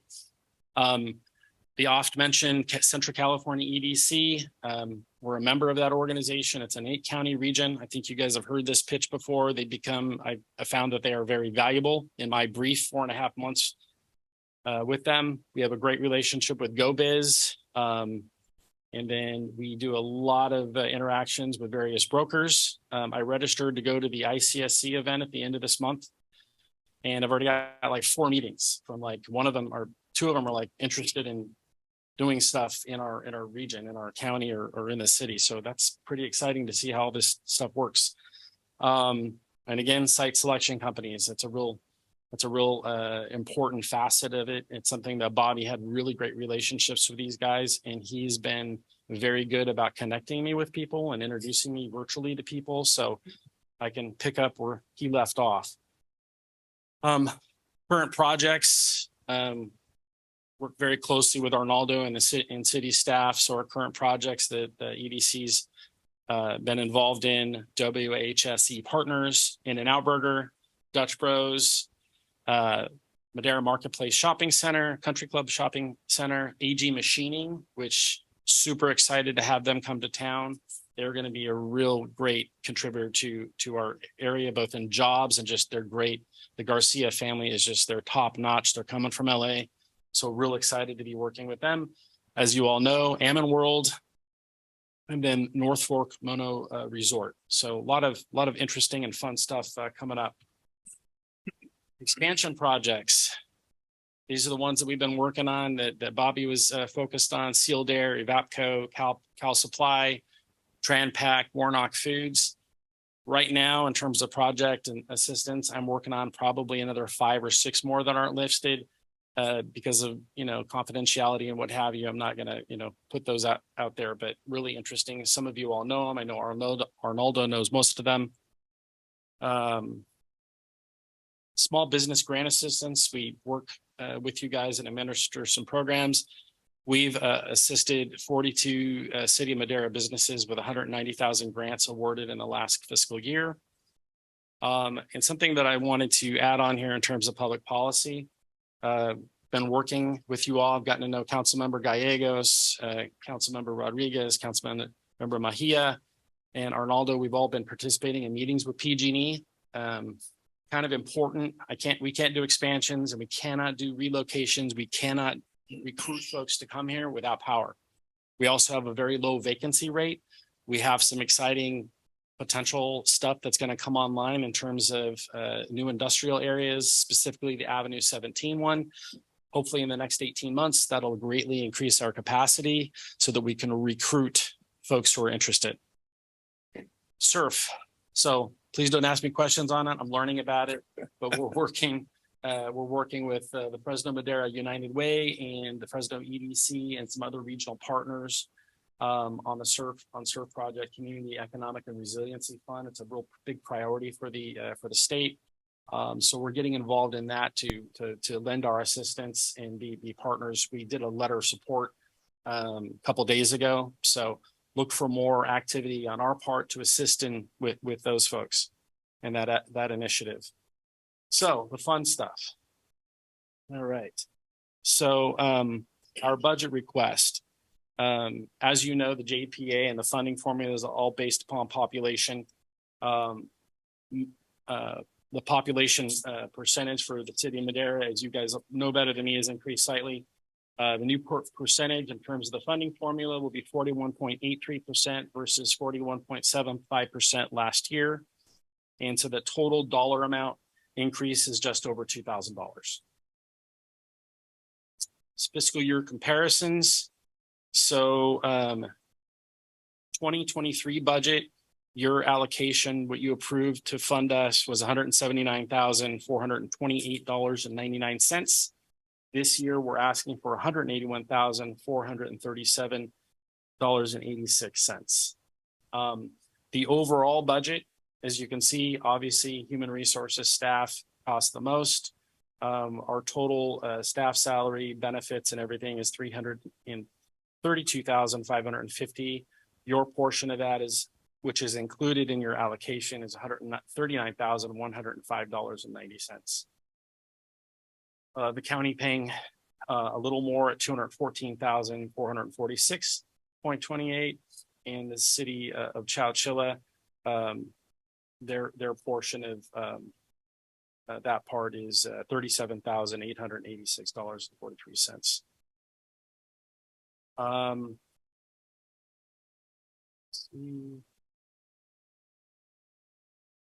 So just went through that.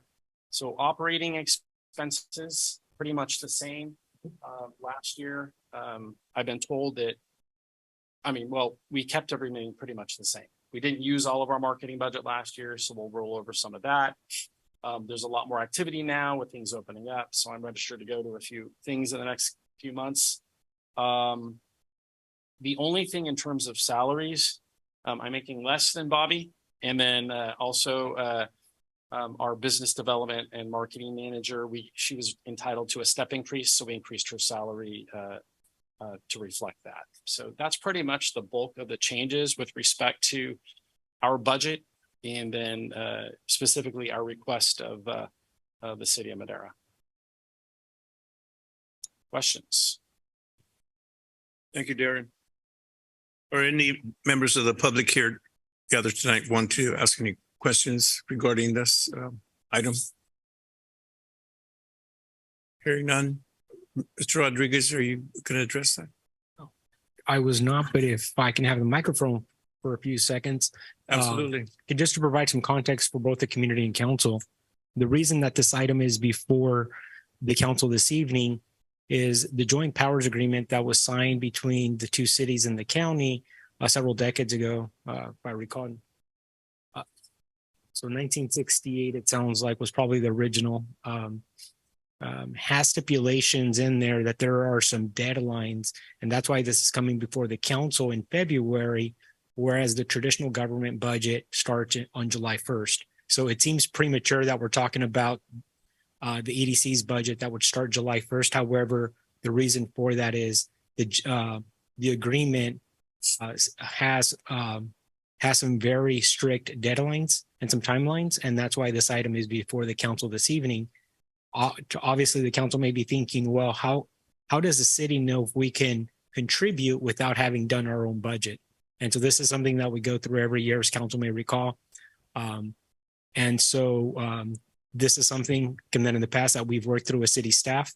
And then obviously, if council approves the EDC's request this evening, this will be built into our next year's budget. So hopefully that provides a little bit of context as to why this is here this evening and not along with our budget in a couple of months. Thank you. Thank you. So we'll close public comment. We'll bring it back to our council for questions. Okay, who was first this time? Councilwoman Gallegos. Thank you, Mayor Garcia. Thank you, Darren, for that report. We appreciate you hanging in with us tonight. One question I had was the flyer that you sent out with the trade shows. Since you're marketing a new website, I'm sure the flyer will be a new flyer that you'll be marketing also. Yes. So when you have that, we would love to see that.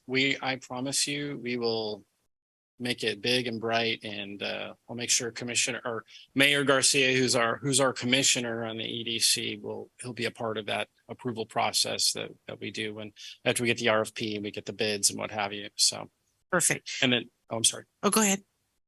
Ask your question. Okay, and then the next question is when you go to the trade shows, there's more power with numbers. So I am asking, as a council member, I'm sure my colleagues are on board, if it's possible to let our city manager know those dates to see if he's available to attend with you, because who knows our city better than him? Right. Who can really advocate for the city better than him? And if he couldn't attend, maybe our community development director, who also is right in there with us, that knows exactly what's going on here. So ICSC has a regional event coming up here in Monterey. It's their regional event, February 28th through the 2nd. So if you want to send your esteemed city manager to Monterey for a couple days, I'll be his wingman. Tough. Okay, perfect. Thank you, Darren. Any take?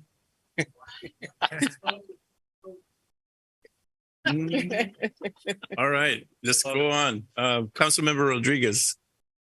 So Darren, thank you again. Was that trip going to come out of your budget? What do you mean, for the marketing budget? For his Monterey trip? I'm going to have to take that to my executive committee. So done. First of all, thank you, Darren. I appreciate you and appreciate the presentation. I will say that early on when I came into council and some other council members may attest, is we did have somewhat of an issue with kind of like, I'm not saying transparency in a way, but we didn't really have a lot of the information in the reports. So I think on that day moving forward, we set the precedence and what we wanted to have so that the city council knew where their dollar was, right? We want to know, what are you marketing? And I think a big advocate of that was Council Member Gallego. Bobby was a well-known in the industry as far as EDC director. A lot of folks really knew who he was. I think it was just him expressing what he knew out there and bringing it to the council, because I think you can attest to that too, Darren. But I do appreciate that. I want you to know that this council certainly, at least I appreciated Bobby. And again, I think as your predecessor, I think he left you in really good hands. And I think you're going to carry that with additional things and projects that you're going to bring before the council. But one of the things that I will say is continue to do that effort and showing us where our dollars are going and what we're doing for that dollar. And I think that's 100%. One thing that I really appreciated from Bobby. And I'm sure that we'll get to see that from you, especially with this presentation. So thank you again. No, Councilmember Rodriguez and your fellow council members, transparency is incredibly important to me. It's how I've run a business and served as a congressional staff member for 12 years and all the projects that I worked on. So it's super important to me, and I will continue to do that. And I'll also note, being in this job now 4.5 months, I'm still learning a lot. It's a lot to learn. Okay. But I will just say that everywhere I go, everybody raves, like business owners and folks raves about Bobby. And he is probably the worst self-promoter I've ever seen. I mean, he turns red when you praise him. I mean, he left an indelible mark on this community and this region, and he's really humble. But, my job is to be the face and to get out there and work it. And I'm a humble guy, but I understand how to campaign. And so to me, that's first and foremost is marketing Madera locally and regionally and nationally. And then also one of the most important fundamentals of economic development is growing the local folks. Business expansions, the expansions I'm working on right now, I mean, we're talking about probably in total over time, a few hundred, 300-500 jobs, good paying jobs right here for our people. So yes, we want to market nationally, but in terms of project assistance and business assistance, the other components of what we do, that's a big part. That's a big part of my daily focus right then and there. As we open up more nationally, the more that we go to these trade shows, we'll do that. I'll also now note Bobby, he's a phone call away. Every day I have a question regarding project assistance, expansion. He's right there. Gives me the information saying, hey, I got to go present before the Madera City Council in a couple of nights. What do I do? I'm kidding. But he's always there with really good advice. And so I appreciate him doing that. And he could be paid for stuff like that. He wants to do it because he genuinely cares about our community. So I got big shoes to fill, but I'm looking forward to forging my own path and developing relationships with all of you. And Darren, to your point, early on, I was quick to jump on that. I was guilty of making a quick judgment again with Bobby because of that same reason, the self-promotion. We didn't see that up here. And frankly, after the years went by, I did notice that he was well known around a lot of the industry that we have here. So I was guilty of that. And that's a mistake that I don't want to repeat. So that's why I think it's important that we set the precedence and telling you this is exactly what we want to see. So again, 100%. I think you're left in great hands. And I hope that we continue that same relationship. Thank you, sir. Seeing no hands, I'll entertain a motion regarding item B6. I so move to approve B6 as presented. Second. There's 4 seconds. So motion by Councilwoman Gallegos, 4 seconds by someone. All those in favor? Aye. Aye. Any opposed? And City Clerk, I'll leave that second up to you. You're at It was in unison. I'll have to go back and listen to my minutes. But I got the motion unanimous. That's going to be a problem. We move on to item 7, consideration regarding the proposed Dolores Huerta Day and community event in partnership with Madera Community College. Presentation by Arnoldo Rodriguez. Thank you very much. By the way, Darren, I'm sorry. We were kind of like joking. It's after 9. We're all kind of woozy, but thank you very much for that presentation. And there you go. Welcome. Take it away, brother.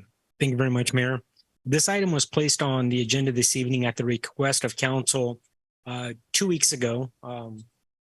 At the tail end, under administrative reports, there was a motion by council to place this item to gauge council's interest in having a partnership with Madera Community College for Dolores Huerta to come to our community to speak at the community college. There was no written report, considering that that was the first time that council had provided that direction. And I was a little light on the details in terms of which direction the council wanted to explore. And so again, so this item was placed on the agenda at council's request for potential discussion. And then based on council's discussion, it could potentially lead to a future agenda item or further direction from council this evening. So with that, Mayor, I'll turn it back over to the council. Thank you.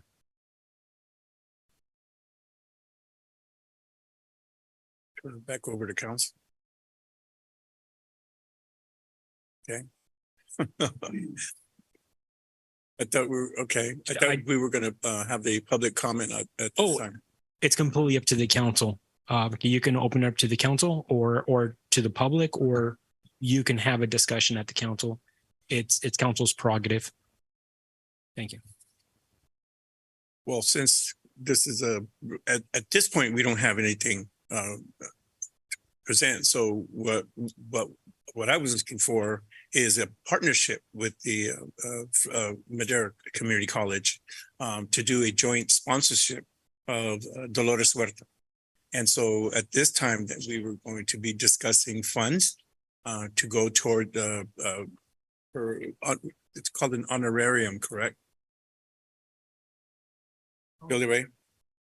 Okay, an honorarium in partnership with that. Billy, would you please come to the podium and kind of expand on that? Hello, everyone. My name is William Mask, history instructor, program review coordinator, ASG faculty advisor at the college. We have a unique opportunity to bring Dolores Huerta to our campus at a much discounted rate. The foundation charges $25,000 for all Dolores Huerta visits in the state of California, and then $35,000 plus travel expenses out of the state. Incredibly busy. She's 92 and still has a packed schedule. She went to Georgia twice for Raphael Warnock to get him elected in that runoff in Georgia. She's incredibly busy. She still thinks she's 18. Conversation with her is kind of fun. But she's going to come to Madera on March 30th. And we're looking to co-op and start a relationship with the city where we get to do these things more often together to highlight our community. And in this particular case, we're going to highlight the fruit of her labor. And I would argue that most of you on the city council, you are indeed the fruit of her labor in more ways than I can count on my hands. The historical significance of Sister Dolores is the impact is going to be felt long after we're gone. I can assure you. She has been a part of my lecture series and my studies since I joined academia. We want to introduce her to our students. We want to introduce them to our community. We want to introduce her and lift her up in front of our kids so that our kids know that it's doable, especially our young Latinos that are going to school. You do not have to depend on somebody else. You can achieve. And she's coming to help pitch college, Madera. The plan is this: she has to be back on the road by 2:30 or 3 o'clock that day for an engagement in Pasadena. So the plan is this: she's going to come to Madera bright and early. She'll spend her morning with the city. Take her around, show her what you want to show her, projects you're working on. Because if you need some help, if you really need help pitch in a project, I would want Dolores Huerta in my corner. She's knocked out presidents to get things done. She's just that person. Then we're going to bring her to college. My mission is to walk around the entire campus and introduce her to every single member of our faculty and staff. Show her the new AV2 building, and then have a luncheon in TM11. We want to invite you guys all out, and she's going to be our keynote speaker. The MC for the ceremonies is going to be her goddaughter, Magdalena Gomez from Reedley. She's the trustee for Reedley, but Maggie's a good friend, and she knows Dolores really well, and she knows the story to connect it back to the roots of Madera. I didn't have a big PowerPoint. I didn't have 8 figures attached to it. And I'm not going to confuse everybody with Brown Act stuff, but this is a real simple request. $3,000 to $5,000 co-opt in with us.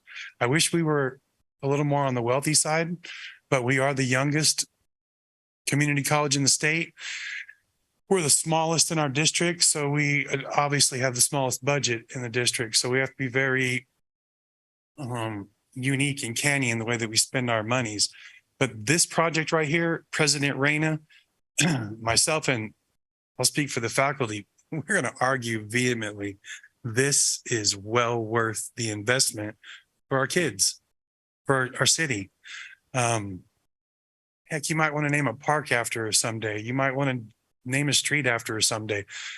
This is historical significance, and she marched up and down the same Yosemite Avenue that we're going to repair. She had a little gathering spot right there on Yosemite with UFW back in the 60s, right there on our home street. We're going to rebuild that street. I would argue we should probably save that little nook that they used to meet at as a historical site, but that's just me. I hope the city wants to co-opt with us. President Reyna, once again, he's out pitching for the college. He's at a conference with other presidents. He will be back. If we need to come back before you again and discuss this further, we'll be back. But we have events coming up and we want to share this with the city. And I know someone said to me, why don't you co-op with the county?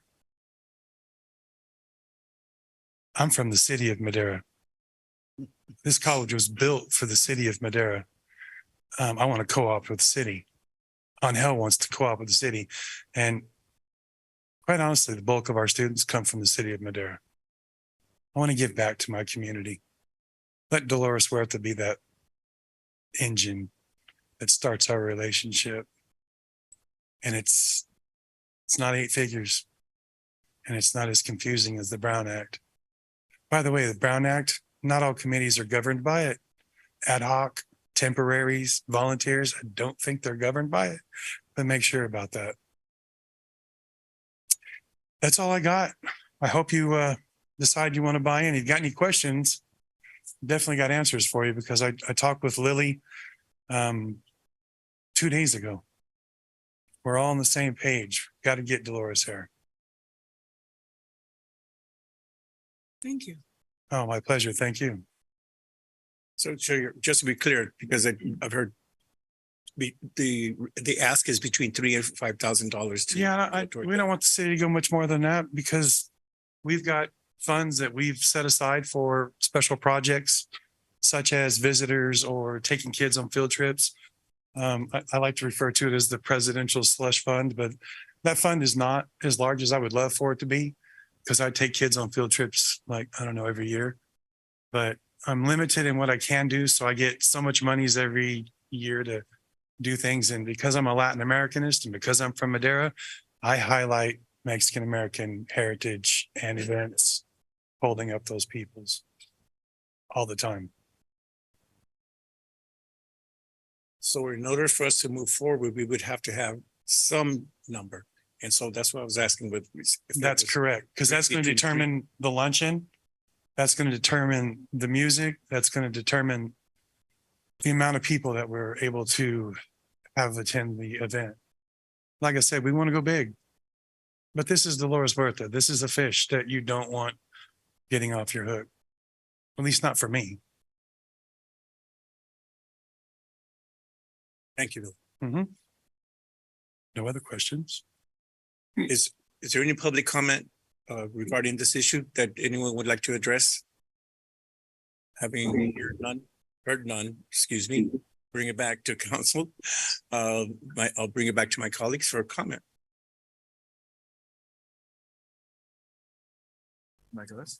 Yeah. Councilwoman Evans. So you're saying that the date is actually now March the 30th? It is March 30th. Okay. I have two events, March 23rd and March 30th. So now the one for March the 30th, when she's going to be here then? That's correct. Okay. That's correct. Very good. And you're looking for approximately $5,000 then? That's correct. That's a round figure. Okay. That's correct. Great. Thank you. Councilmember Montes. Yeah, I guess I just have a couple comments. So I think it's a, worthy cause. I think that it's something that I think, buy-in for myself, but I also think that for the city, I don't know if we've ever done anything like this. There's a couple things that we've been working on. I know we've been trying to get a policy procedure for situations just like this, which we don't currently have. And again, I think it more appropriate because we're asking, these are public dollars, right? And I know the college's function is a lot different than what the city's function is.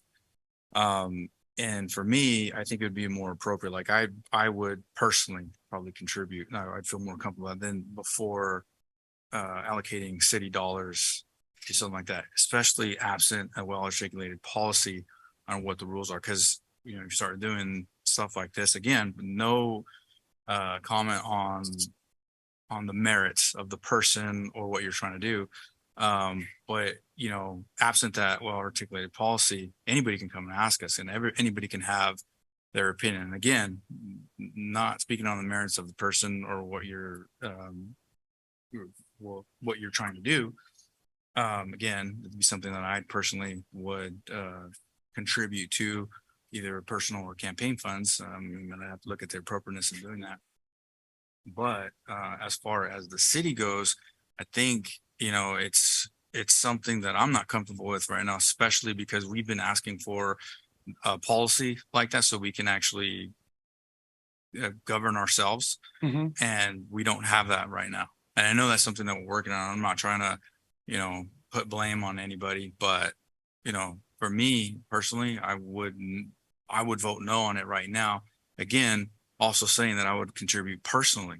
That's something different. And maybe that could be a route that could be explored. I'm sure if that option is given, I'm sure a lot of people would. And $3,000 to $5,000, you know, doesn't seem like a lot. But again, these are public dollars, and there's a lot of scrutiny that goes to us, right? The next person that comes and say, well, you did this, now I want you to contribute to that. And again, absent that well-articulated policy, where I feel like we're putting ourselves in a little bit of peril. We're never going to be litigation proof, but I think, you know, having that, and this is something that I deal with every day, we have policies for a reason, so that if there's ever any type of discretion that somebody can come and say, well, you're doing this for this person, you're not doing this for that person, you come into questions of protected class. And again, we're a big target. So for me, again, I'd be personally willing to contribute, but I don't know if I would contribute any city dollars to that. Before you answer that, Billy, Hilda, do you have any comments on this? The way it's on the agenda right now, it's somewhat general. And so as far as maybe considering placing something on the agenda along the lines what Councilmember Montes has said with respect to putting a special events, directing staff to come back with a special events policy might be one option. Or if you want to put something specific as far as a actual request tonight, and that would be to consider a request for funding of $3,000 to $5,000 to collaborate with Madera Community College on Dolores Huerta Day. You can be that specific as well. So those are two potential options for you.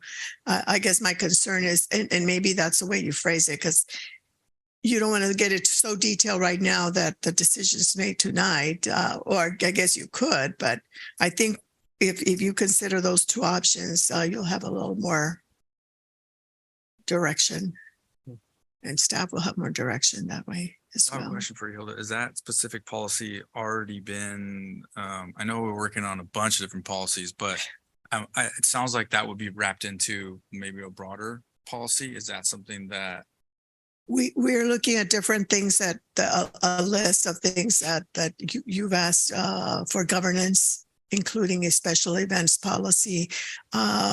It was initially we're going to try to bring everything together, and then we decided that we're going to bring it in batches, if you will. The first being the rules of council for council meetings was going to be first, and then there were things like the issues relating to who can use a city logo, for example, who can use city facilities, and what are the rules for that.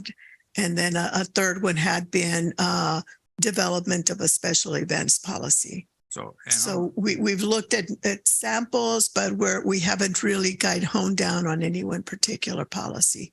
I'm not saying expedite. I'm just saying that would be something that I would feel that need to be in place before I voted on anything like this.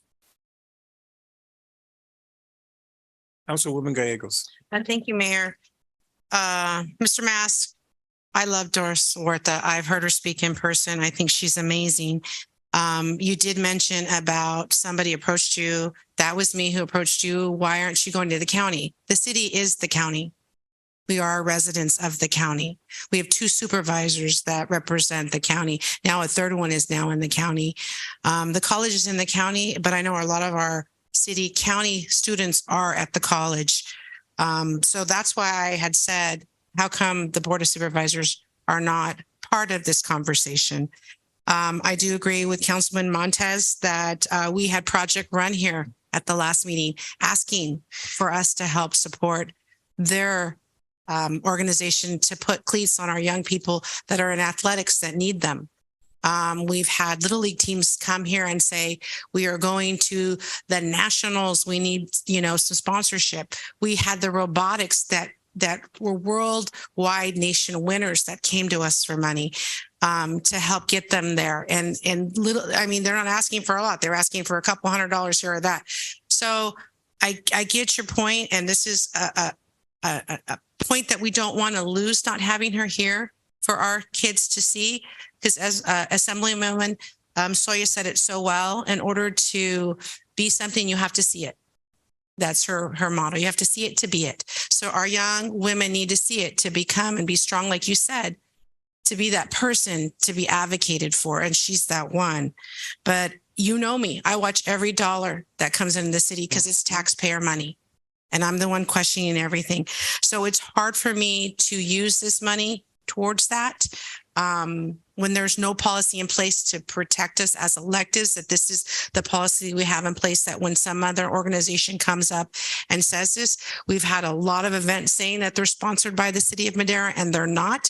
And I have constituents coming at me saying, how could you sponsor this event, but you didn't sponsor that event?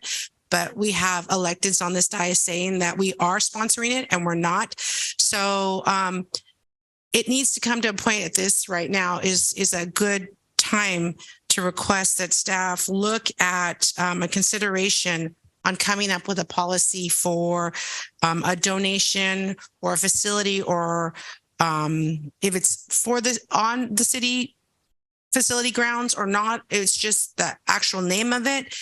So I'm just so torn because this is a great event. I just can't see where I can say yes to this and not yes to that, and yes to that, and yes to that. Because you know me, I'm out in that community. And if I was to say yes, I'm going to be hit by this organization, this organization, this organization. And they're like, well, Relay for Life will come to us. I mean, Old Timers Day Parade. I mean, I could just keep going on and on about why can't the city help? And we're like, we're a government agency. That's not how it works.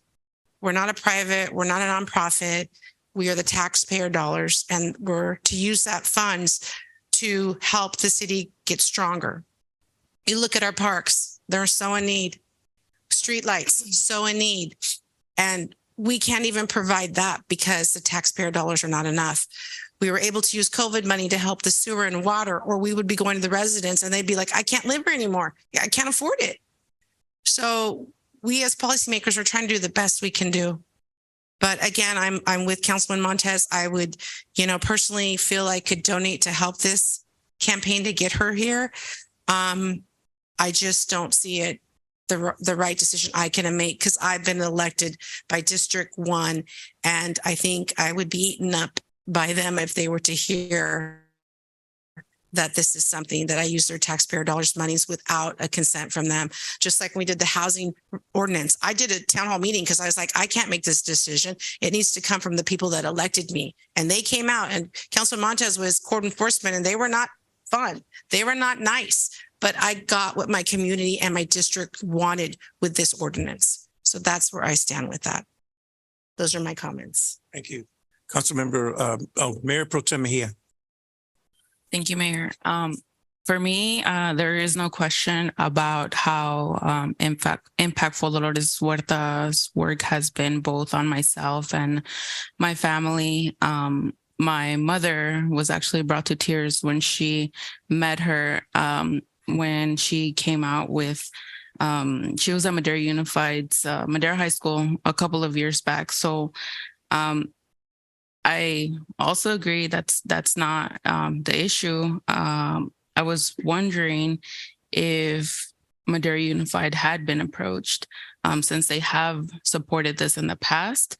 And I think that, you know, the more support we get from different organizations, the less it'd be from each one. After it was first mentioned, I actually did get a call from a resident, and they wanted to know what it would look like for residents to be able to have access to it, as accessibility to the college itself, it's an ongoing issue. So they wanted to see how it would, if it had been considered for residents to be able to be transported, or how would that look like for them?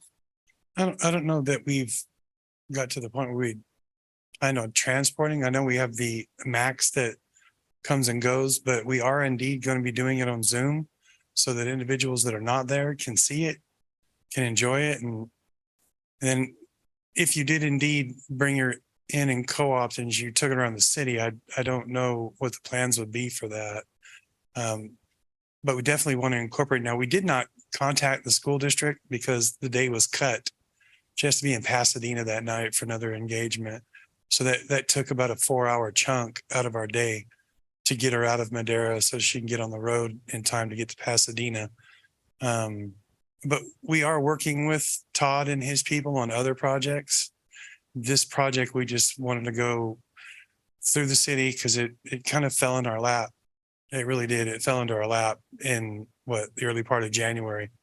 And I've been piecing it together since.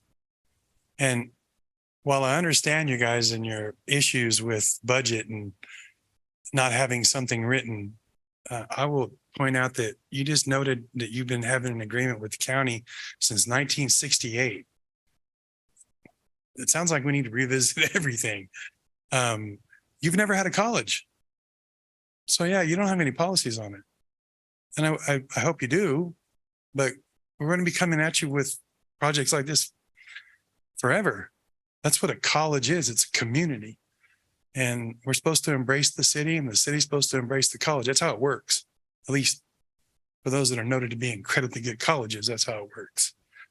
I'm determined to make it work.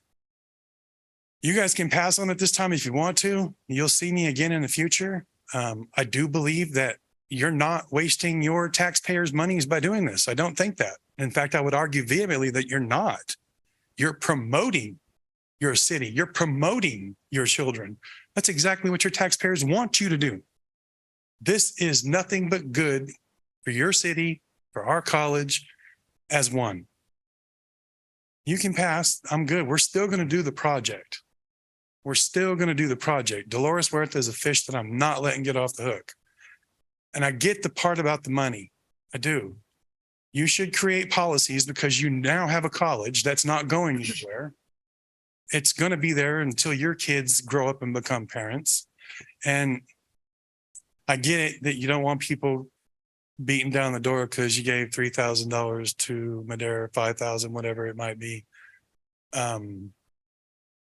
You're still spending taxpayers' monies on projects that are good for your taxpayers. That's a roundabout argument that we could go out for days. Thank you. Councilmember Rodriguez. Yes, thank you. William? Yes, sir. Thank you. I know you go by Billy. Or Billy. Say thank you. Billy. I'm too formal for William. Yeah. Thank you for the presentation. And I do agree that the college is a city because when we hold parades for the city, we do in-kind contributions for our police. And we do that in kind to try to show our students, our neighborhood, our city, that this is what we do for you as well. Amen. And not saying that we can't do that because most of those students end up going to the city college there.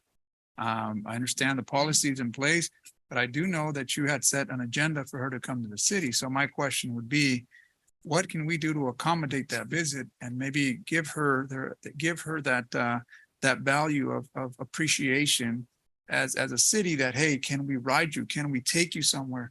And I'm not sure if that again conflicts with our policy, so to speak, but I think that would be something that I'd be very in favor of.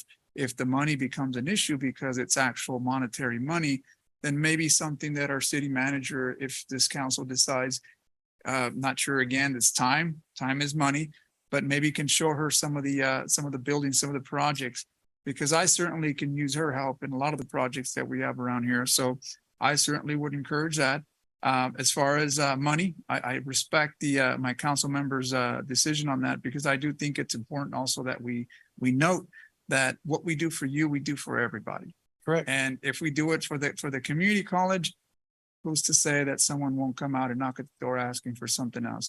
I don't want to start that precedence with at least having some policy. I agree with my council members, but I will commit and I will pledge money on my end, and I will help you raise some of that money to maybe some of the service clubs and other folks that may want to help with that and maybe make up on some of that. Maybe not all of it, but I can assure you that you'll certainly get something from me. And I hope that I can also encourage others to do the same, because I do believe that we have her for a limited time. I think she has brought a lot of, certainly a lot of moments of historic value to our community. And I think that's something to say. But I'm not sure if the city would be apt to doing something like that. And maybe escorting Mrs. Huerta out for maybe a tour around our city and showing her what projects we have, and maybe putting something in her ear of what we got going. Maybe we can use her help in some way or another. I mean, I don't think we're giving out taxpayer dollars. We're taking in return something very valuable. We can actually get back revenues with their support, and that's kind of the way I see it. I understand the policy, and I'm in favor of that as well. But I want to go on this other direction. Is that something that the city may entertain, and maybe taking her out to visit what we have? And I don't think it'd be anything different than when we have someone from Director Ma that came from Taiwan. Obviously, we have a relationship there. We have a relationship here, and I think it's got to be noted that that's a value to our community. We have to be able to showcase that as well. Yes, Councilmember Rodriguez, you're absolutely right. It's common city practice whenever we have dignitaries from other communities or from other countries that come, where we welcome them with open arms. We typically try to prepare a care package for them or a welcome package, and we usually tour them around the city. We'll sit down, we'll entertain them as best we can. That's one of the reasons why a couple of years ago we upped our swag game a little bit with slightly nicer shirts, slightly nicer coffee mugs. Again, nothing out of the ordinary. We're talking, a shirt and a sweater that says City of Madera on it to show appreciation. But again, it's very common. And this Friday, as a matter of fact, I'll be touring around one of Congressman Duarte's staff in anticipation for a tour by Congressman Duarte. So that's very common. So whenever dignitaries come to our community, we try to host as best we can, and so we would welcome that as well. On the 30th. Yeah, and I'll just highlight, although maybe not a political dignitary, certainly a person of great value that has brought a lot of value to this community. So that's why the question goes. I'm not sure if my colleagues would be willing to entertain that, and would that create some conflict if that's the case? I'm going to look at Hilda and say no, because it's common practice of something that we currently do. So I believe that's why I asked the question, and Hilda said that we could make a motion to spend monies for an event. We could make a motion, and that could be appropriate. Or what was that other one? I can't remember the other one. Right. What I said was that you could put something else for the next agenda regarding some specifics. One would be the policy that been referenced by most of you already, but initiated by Councilmember Montes, and the other one was the actual request for funding. And you could put it formally, because right now the way it's on the agenda is somewhat general. It is. It was more, right now it's more, are we interested in collaborating? And then if you make a motion on something more specific for the next time, I think that would be better. Well, I mean, I certainly like the idea that council member brought up and council member Gallegos. I do think that we should bring that policy so that we have defined provisions on what we can and can't do. But at the same time, I would like to make a motion that we give staff an ability to at least explore the option of maybe escorting the Ms. Huerta and showing her what we have around. I'm not sure again if that goes back to tax dollars or not, but I think it's certainly something that we're accustomed to doing. I'm not sure if you guys would be willing. I'll second that motion. Yeah. And I don't think you need to make a motion because that's been the policy and unwritten policy and practice. But I will go back. you might want to get a concurrence. I certainly agree to what most of the council said here. I think it's important that we have that in place so that when we get asked, it's not coming directly to council. We can direct that back to staff. Here's a policy that we adopted on such and such year, and this is what we have. And that way, there's no miscommunication. But I mean, I'm very happy, and I'm proud to be pledging, and I'll do something there. Hopefully, I can match my pledge, and I can have at least meet a portion of that commitment there. Yeah, it would be nice. What Arnaldo just said is exactly what we're doing at Madera. But we're going to introduce her to our entire staff. And not that I want to see everybody cry, but I guarantee it's going to be Elsa's grandmother all over again. For everybody that meets her, anybody that's Latino or anybody that grew up here, they know who she is. They just never met her. And, she's never been to Madera Community College campus ever. Been to Reedley 9 times, Fresno City 7 times, Clovis 3 times. I hear about it all the time. She's never been here. So that's a streak that I'm going to proudly end on the 30th. I will be engaging with A1 Transport and Freight, and I know they're pretty good about this. Oh. Well, no, I'll be reading off the names of all the contributors, but all joking aside, I want as many people to contribute to this as possible, especially to the campus and the events that we're going to hold for the community. But I'll die this. I'm a Maderan. I was born and bred in Madera. I want to partner with Madera. When the county starts taking care of the streets outside of our campus and not blocking them on the first day of semester, maybe I'll go to the county. But until that happens, my trust lays right here with my friends in the City Council of Madera. So I hope we can correct this, whatever it is, your guidelines that you go off of, because we've never had a college and we should have a relationship with a college. I want to chime in myself, and it has been my practice to allow my colleagues to speak their piece before I do this, speak my piece. I think it's a shame that we cannot match the city college from the city of Madera to the Madera City College. We make expenditures all the time, and we've done so for years. I beg to differ with my colleagues. I think we could have made at least a $3,000 contribution toward having Dolores here. I still think that we can make a motion and pass it, just like Hilda said, because I asked her specifically, can we make that tonight? And she said, yes, we could. But if my colleagues are not willing to vote on that and pass that, then yeah, let's bring out our checkbooks. Let's bring out our checkbooks, cut a check, because I think it's invaluable to have Dolores here in our city. And so I want to see that. So I would like to make a motion that we make at least a $3,000 contribution toward having Dolores Huerta, have her honored as a Dolores Huerta Day, and have her come out to Madera City College. That's my motion. Yes. You already had a motion and a second, right? I think the second was more so to entertain the the escorting of Ms. Huerta. I think that's what we said. And I don't think we need a motion for that. No, that was just direction I think Arnoldo had, but you're making a different motion. I'm making a different motion to at least provide $3,000 toward Dolores Huerta Day and honor her on the 30th of March here in the city of Madera. That's my motion. So you would be directing that a resolution to that effect be brought back at the next meeting. It's sort of like getting consensus.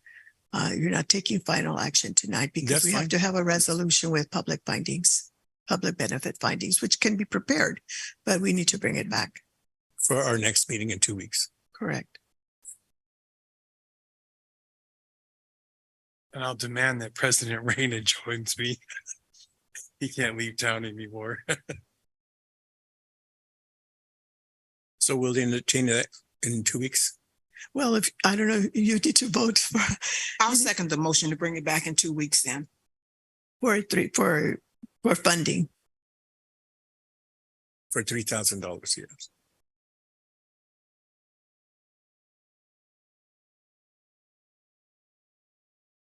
So we have we have a motion and a second by myself and Councilwoman Evans to bring it back in 2 weeks for a $3,000 contribution. All those in favor, say aye. Aye. Aye. All those against? Aye. Nay. Nay. Nay. Could you have a roll call, please? Alicia? Councilmember Gallegos, No. Councilmember Rodriguez, No. Councilmember Montes, No. Councilmember Evans, Yes. Mayor Pro Tem Mejia, No. Councilmember Villegas, Yes. Mayor Garcia. Yes. Motion fails with 4 no votes and 3 yes votes. Thank you very much. Don't leave without those checks that those folks have vowed to contribute tonight. I've been hearing about those checks for years. Thank you. I'm not holding my breath, I promise. Thank you. Thank you, William. No, but any monies we can get together for events at the college, we'll definitely put them to the best of use. Revisit those policies, please. You have a college, and I think you should embrace it. Have a good evening, folks. Thank you, brother. Thank you very much. We have commissioner reports, item F. This portion of the meeting is reserved for the mayor and council members to make brief reports on boards, committees, and other public agencies and at public events for to request updates, initiate future agenda items, and to take action on matters initiated under the section of the agenda. Under this section of the council take action only on items specifically agendized and which meet other requirements for this action. Councilmember Gallegos. First, I'd like my colleagues to entertain a request that staff add a city-sponsored event policy for future council meetings. Consideration including events on and off city facilities. So I just need to get some thumbs up or down. Yes. Okay, thank you. The second thing is February 20th. We are starting our curbside cleanup. So residents, get ready to get all your stuff to put on the street for us to clean up the city and beautify it. The last thing I have is we attended annual meeting with Mid Valley Disposal, who is our trash compactor and garbage company. And because of SB 1383, we are now having to compost our organics in the schools, in restaurants, but as residents, it put in place in 2022. But by 2024, we're going to have to do that. So any resident can call Mid Valley and request a compost bucket bin. The council members that got one didn't attend the luncheon, so I got you one just in case you didn't call in yet. And it's to have all of your organic compost go in it, like your potato peelings, bananas, pizza slices that you didn't eat, any food, even they're saying raw chicken that you don't eat. You can line it with newspaper and throw that into the green. You can line it with a paper bag and throw it into the green. But we will eventually all have to do this or we will be penalized. We just have to be careful. We've had some residents get these and throw this all in the green, which means it's plastic and not recyclable. This is to keep on your kitchen counter, to put all your clippings in and take it to the green and dump it, and then clean it out and put it back on your counter to use again. So this was part of our contract that we made with Mid-Valley, that we were going to be good stewards of the environment. And so if you're interested in this, give them a call and a holler and get your little bin to compost. Thank you, Mayor. Member Rodriguez. Thank you, Mayor. And thank you, Councilmember Gallegos. You don't know how long I've been wanting one of these at my house. My wife does not want one, but I've been encouraging her. Every time I make my eggs in the morning, I look at the eggshells and I say that these can go somewhere, and they're always going in the trash. So I think this is important for me. I think it's a good way of showing people that we need to follow that, because I think more and more of our landfills are being filled by a lot of this stuff that can be utilized in a very productive and recycled way. That being said, I just want to thank the staff for everything they've done. Thank you, Chief, and obviously our public for staying with us here. I'm trying to drag this out till about 10:30. Yeah, it's getting there. And I hope you guys had a great Valentine's Day. Thank you again. Have a good night. Got it, man. Councilmember Montes is out. Councilmember Evans. It's me. On the 19th, which is Sunday, we will be having our Black History Month celebration at McNally Park. And I just would like to invite everyone out to come and just celebrate and see what it's like to be African American. It's Black History Month, but it's American history. So the things that you will learn will be beneficial to you. And also, if I don't say this, the chief will probably scream at me. But on on February the 24th, the African American Historical and Culture Museum has chosen me to be honored and to be inducted into the museum as a trailblazer. So I'm quite humbled. I'm honored. And the function, as I said, it will be on the 24th, and it's sold out now. So they have over 400 people that will be attending that night. So I will be one of the recipients of the Trailblazers. So I just wanted to let the city of Madera know that I've been blessed with that honor. Congratulations. Thank you very much. Thank you. Mayor Pro Tem Mejia. Thank you, Mayor. Congratulations again, Councilmember Evans. With President's Day coming up on Monday, there's usually sales, and with that comes an increase in discarded mattresses, illegally discarded. So I just want to let the community know that they could go to buybuymattress.com and find ways to have their mattresses recycled. Also, the County of Madera is hosting a free dump day event on March 11th from 7 a.m. to 2:30 p.m. at the Fairmead landfill. And I will be posting details about both of those on social media so we can try to avoid illegal dumping. That's it. Give you a look. Councilmember Villegas. Oh, nothing to report. Righty. A couple of years ago, the Garcia family lost a valuable and loving member of our family, and that was Nelson Winston, our dog.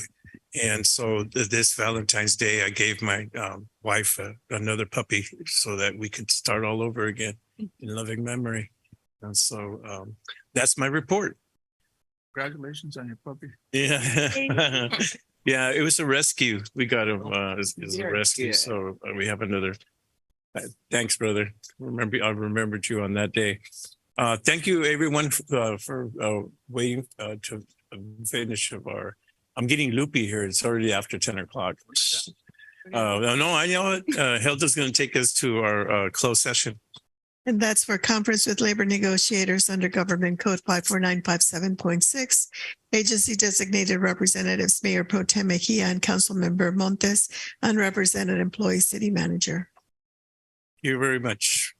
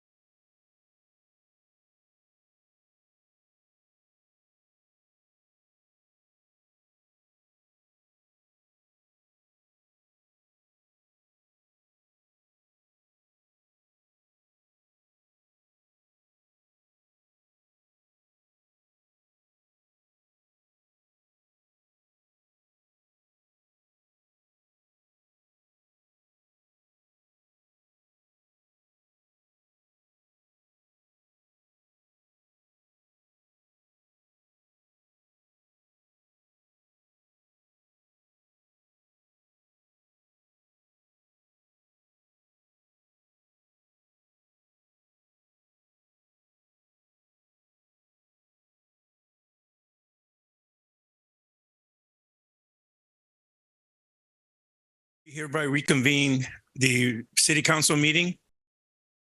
The time is 10:39.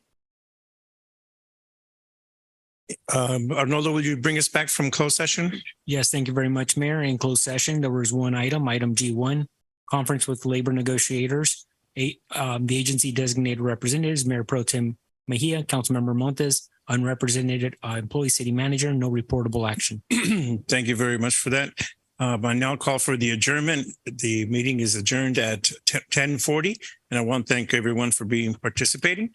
Our upcoming meeting dates are Wednesday, March 1st, 2023, and Wednesday, March 15th, 2023. Good night. Good night.